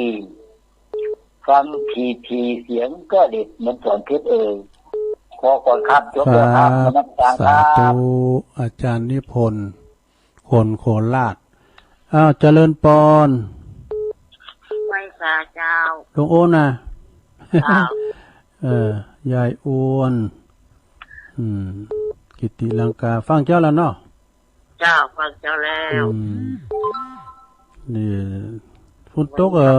แล้วเนาะตกละเย็นละพอดีเย็นละเฮ็ดถอบนี่มดหนามาแล้วเนาะเฮ็ดถอบนี่เมียบ่มีแล้วมีเฮ็ดดอยจะออกแล้วกะเฮ็ดดอยเฮ็ดโซโล่เฮ็ดตาควายก็เฮ็ดเหลืองหนามงโกงเฮ็ดไข่หานจือมีหลายจือมีป้าเฮาก็มีพ้องแล้วเนาะแม่น่ะแต่เฮาก็มีพ้องแล้วเฮ็ดแนวก็ดีมันก็เอาแกงมาคืนหม้อนี่ได้มันมึนน่ะแข็งคือพ่อละมวนไม่กี่ละเฮ็ดถอกเมียเอาไปพี่น่ะเนาะขอบคุณหลวงโอนในไลน์เด้อเจ้ามันแน่ก็นะอันอะไรนี่มันพ้นออกที่ไหนออกห่างกันวันพุธพุ่นบ่ออกอ่ะวันพุธดมพุธเจ้าพุธมื้อคืนนะครูบาวัดน้องเจ้าก่อนออกกะลองฟังพอกันเด้อสาธุอนาลัยโยนะพระวิปัสสนาจารย์นี่นะเจริญปอนไหวสาครับลุงต้องได้จ้าพงวันแซมครับโอ้อันนี้ไอ้พงฟังครับฟังกึ่งวันพัดวันแซมฟังครับปีไหนก็ฟัง3 วันนะครับเนาะไอ้พงนี่เป็นปอครูเก่าอะปอครูเป็นปอครูหรอเป็นอันเสี่ยวเดียวกับอาจารย์นั่นสุทัศน์เนาะนุ่งกว่านุ่งเลยอาจารย์สุทัศน์เป็นนั่นเป็นกันพระอาจารย์วัดป่าตาลเนาะครับเขาเป็นอยู่มันแทนแต่เป็นอาจารย์วัดทางป่าตาลก็ฮู้จักเพิ่นดีนะอาจารย์สุทัศน์นะเพิ่นป้อมป๊อดตุ๋ยเนาะเพิ่นพร้อมเลียวแดงเป็นว่าไอ้พงนี่อยู่บันแซมเนาะบันแซมคุณยอมเหมือนกันมาแล้วเนาะไม่แดงมาแล้วดอกตะหล่อมมาแล้วตะหล่อมแล้วก็อาจารย์นิพนธ์ก็มาแล้วอาจารย์นิพนธ์อย่างคุณพิสมัยเนาะโยมพิสมัยมาเตติ่งเอาทำลูกตะก้าเลาะรับลูกหลากะเนาะอันนี้รักก็มาแล้วเนาะเป็นกำลังใจให้ตูลุงนะครับขอบคุณหลายๆเด้อสาธุครับผมไอ้พงบันแซมเด้อเนี่ยนะเป็นปกครูเก่าเนาะนะ0899555656เจ้ายายพรมากำนะหายไปเนี่ยเจริญปอนฝากไว้สาลุงโอ้ป่อบุญเมป่อบุญเมเมืองกลางลงมุมและฝนตกหนักลุงฝนตกดีนะได้โอ้ลูกมาจะได้ผมตอนประมาณ2 โมงตกดีแต่กะฟังกับแต่ชัดเจนเลยชัดเจนเนาะกับแปดนี่แน่นอนกะขอบคุณป่อบุญเมเด้อสาธุก่อนนี่บุญเมรัตนคำแปลงไงดูขณะอันละครมอกม่วนเจริญปอนไหว้สาเจ้าตรงเจ้าโอ้แม่จันทิพย์มาแล้วเกตกาลามได้ยินไหมพริกแดงเจ้าราคาผักกุยกับผักกันซิวระลำเนาะมันมีนะก่อนเนี่ยเอามากินจู้โหป่ะเนาะเจ้ามันอยู่ในป่าแล้วอ่ะมีนะเจ้าแม่เนาะก่อนนี่กินยังกับเป็นล่ามบ่ไหนก็แล้วครับเข่าน้ำก่อนเนาะเจ้าไม่ได้ตะอันกับพอแล้วพอดีแล้วโทษใหญ่มากอย่าเพิ่มมอกับปลาบ้วงที่น้อยแล้วอาหารเก่าแท้เจ้ายินดีครับแม่จันติบหลายๆเด้อเจ้าผลร่างใจตัวลุงด้วยเจ้าไหว้สาเจ้าขอบคุณฝากไหว้สาบารมีธรรมหลวงปู่โดยวัดเกตกาลามปุตตปนตานตู่ยินเป็นเคืองกันนะวันนั้นไปที่วัดต้าไมอีเนี่ยอาจารย์ท่านพระมหาไพศาลด็อกเตอร์ ไปเทศพุ่นอากาศวัดเกตกาลามน่ะเพิ่นตานกันเทศตู้เย็นบ่รู้จัดใหญ่เจริญปอนเจ้าแม่น้อมเนาะเจ้าติดไม่เจ้ามือบ่เป็นนี่แล้วนี่ติดแล้วเหรอแม่น้อมท่าช้างเวียงหนองล่องเนาะเจ้าฟังติ๊กๆกับแม่น้อมเนาะม่วนแตะม่วนว่าฟังไปติ๊กแล้วก็บ่ายบึด 3 โมงก็ฟังพระอาจารย์เน้นหลักแถมเด้อจ้าพวกเจ้าตุลุงก็มาอยู่ขอบคุณแม่น้อมหลายๆเด้อยินดีบุญรักษาโทรเข้ามาก็ให้กำลังใจอาจารย์วิสุวัฒน์เด้อนะเบื้องหลังความสำเร็จที่เฮาได้ฟังกันเนี่ยนะเจริญปอนราชการเจ้ายายพรมาแล้วมันฝนตกฟ้าห้องนะฝนตกฟ้าห้องฟ้าห้องก็แม่เลยย้ายปีเนี่ยปีได้กันมันอันตรายเนาะน่าก็อันตรายเดี๋ยวนี้ก็ฟ้าห้องนะฟ้าห้องแล้วฟ้าแม่ฟ้าห้องฟ้าแม่จะบอกว่าเราจะรู้ว่าจะปิดโอ้จับปืนที่อยู่บนเบสองพิษเท่กับมันฟ้าห้องนะอันตรายนะมันปิ้นสื่อนะมันปิ้นแม่เล็กย่ะปิดเด้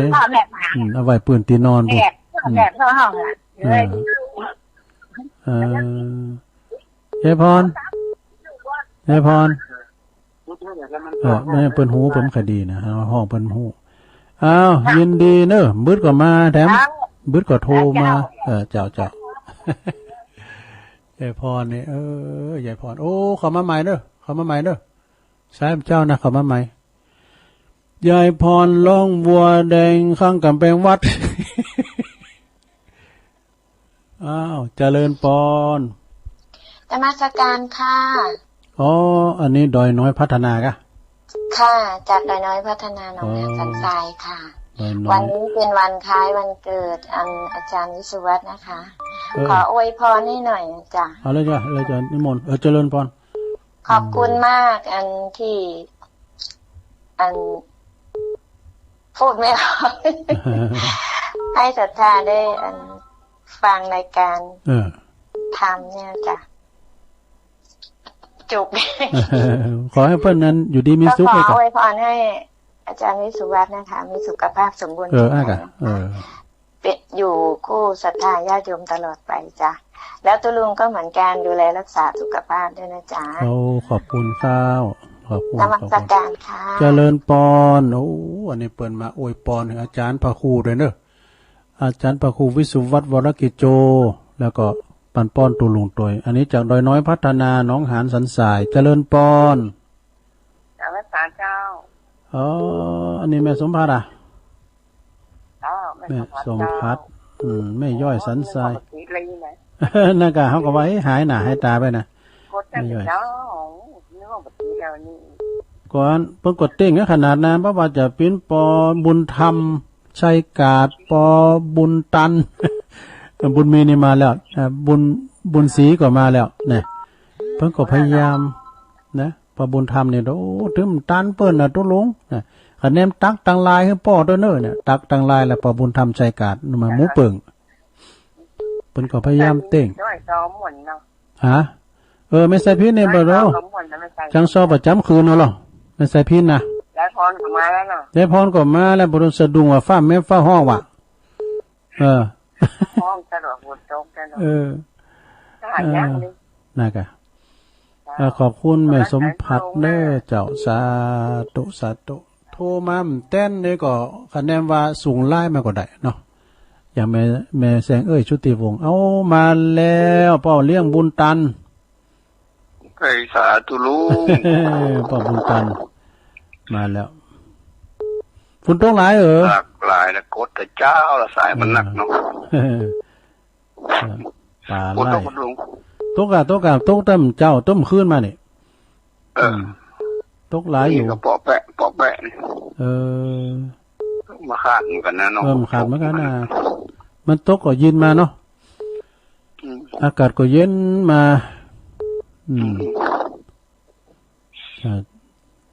ตั้งใจนะท่านขอบคุณป้าบุญตัน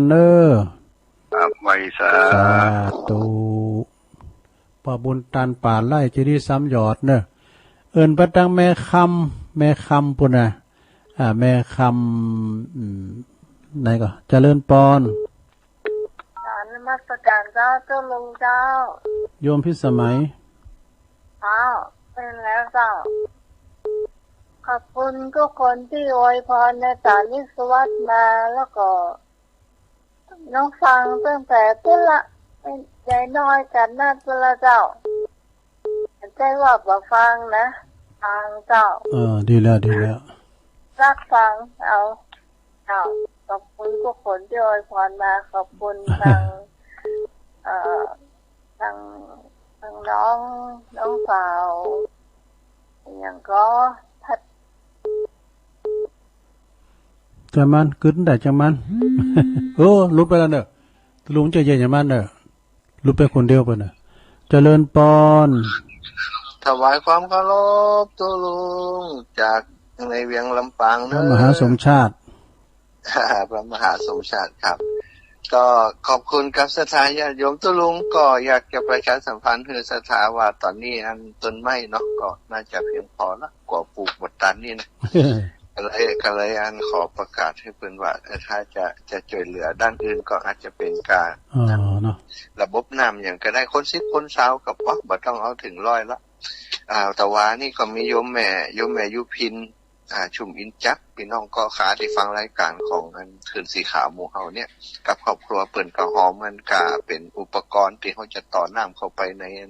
พื้นที่ปลูกนะครับ 1,000 บาทแล้วก็โยมแม่ลัดดากันท่าวงจากเวียงปะเป้าก็ยังฮู้ตัวลูกเปิ้นหอมมาแฮม 1,000 บาทครับการอนุโมทนากันไปตั้งอันญาติโยมทั้งหลายตัวเด้อทุกๆคนที่เปิ้นให้หอมมาผ่านตั้งสะพานบุญกับสะพานบุญโอ้เต็มล้นไปหมดของแม่จงดีก็ดีแม่จิรพันธ์ของแม่เกษณีเนาะหลายผู้หลายท่านด้วยกันที่เปิ้นจวนกันเป็นสะพานบุญหอมมาก็ถือว่าเพียงพอละสำหรับต้นไม้ผมกลัวว่าอันเขียนชื่อให้เปิ้นบ่หมดอีนะตัวลุงเวลาเฮาปลูกให้เปิ้นบ่หมดนี่มันก็บ่ดีเนาะแต่ก็ครับฉะนั้นก็ขอครับแปลเป็นอย่างอื่นเนาะแจ้งให้เปิ้นทราบครับผมแปลเป็นอย่างอื่นได้จ้ะถ้าใครจะเจอในเรื่องของอุปกรณ์กับคน10คน20ก็หอมมาอนุโมทนาบุญด้วยกันก็ได้ครับผ่านมาตั้งสะพานบุญเนาะเพราะว่าขี้ข้านแจกอันอย่างก็บัญชีไปหนักบ่ดีครับผมเอาที่เพิ่นพอจะฮู้ครับขอบคุณตุลุงเด้ออวยพรไปยังครูบาอาจารย์ที่มีวันเกิดกับวันนี้ด้วยแล้วก็ตุลุงที่เป็นที่ปึ่นของพระสงฆ์องค์สมเด็จเจ้าลูกหลานและก็ศรัทธาญาติโยมทั้งหลายที่มีอายุมั่นขวัญยืนครับถวายความเคารพครับสาธุอาจารย์พระมหาสมชาติชาตะปัญโยเเปิ้นอยู่ปุ้น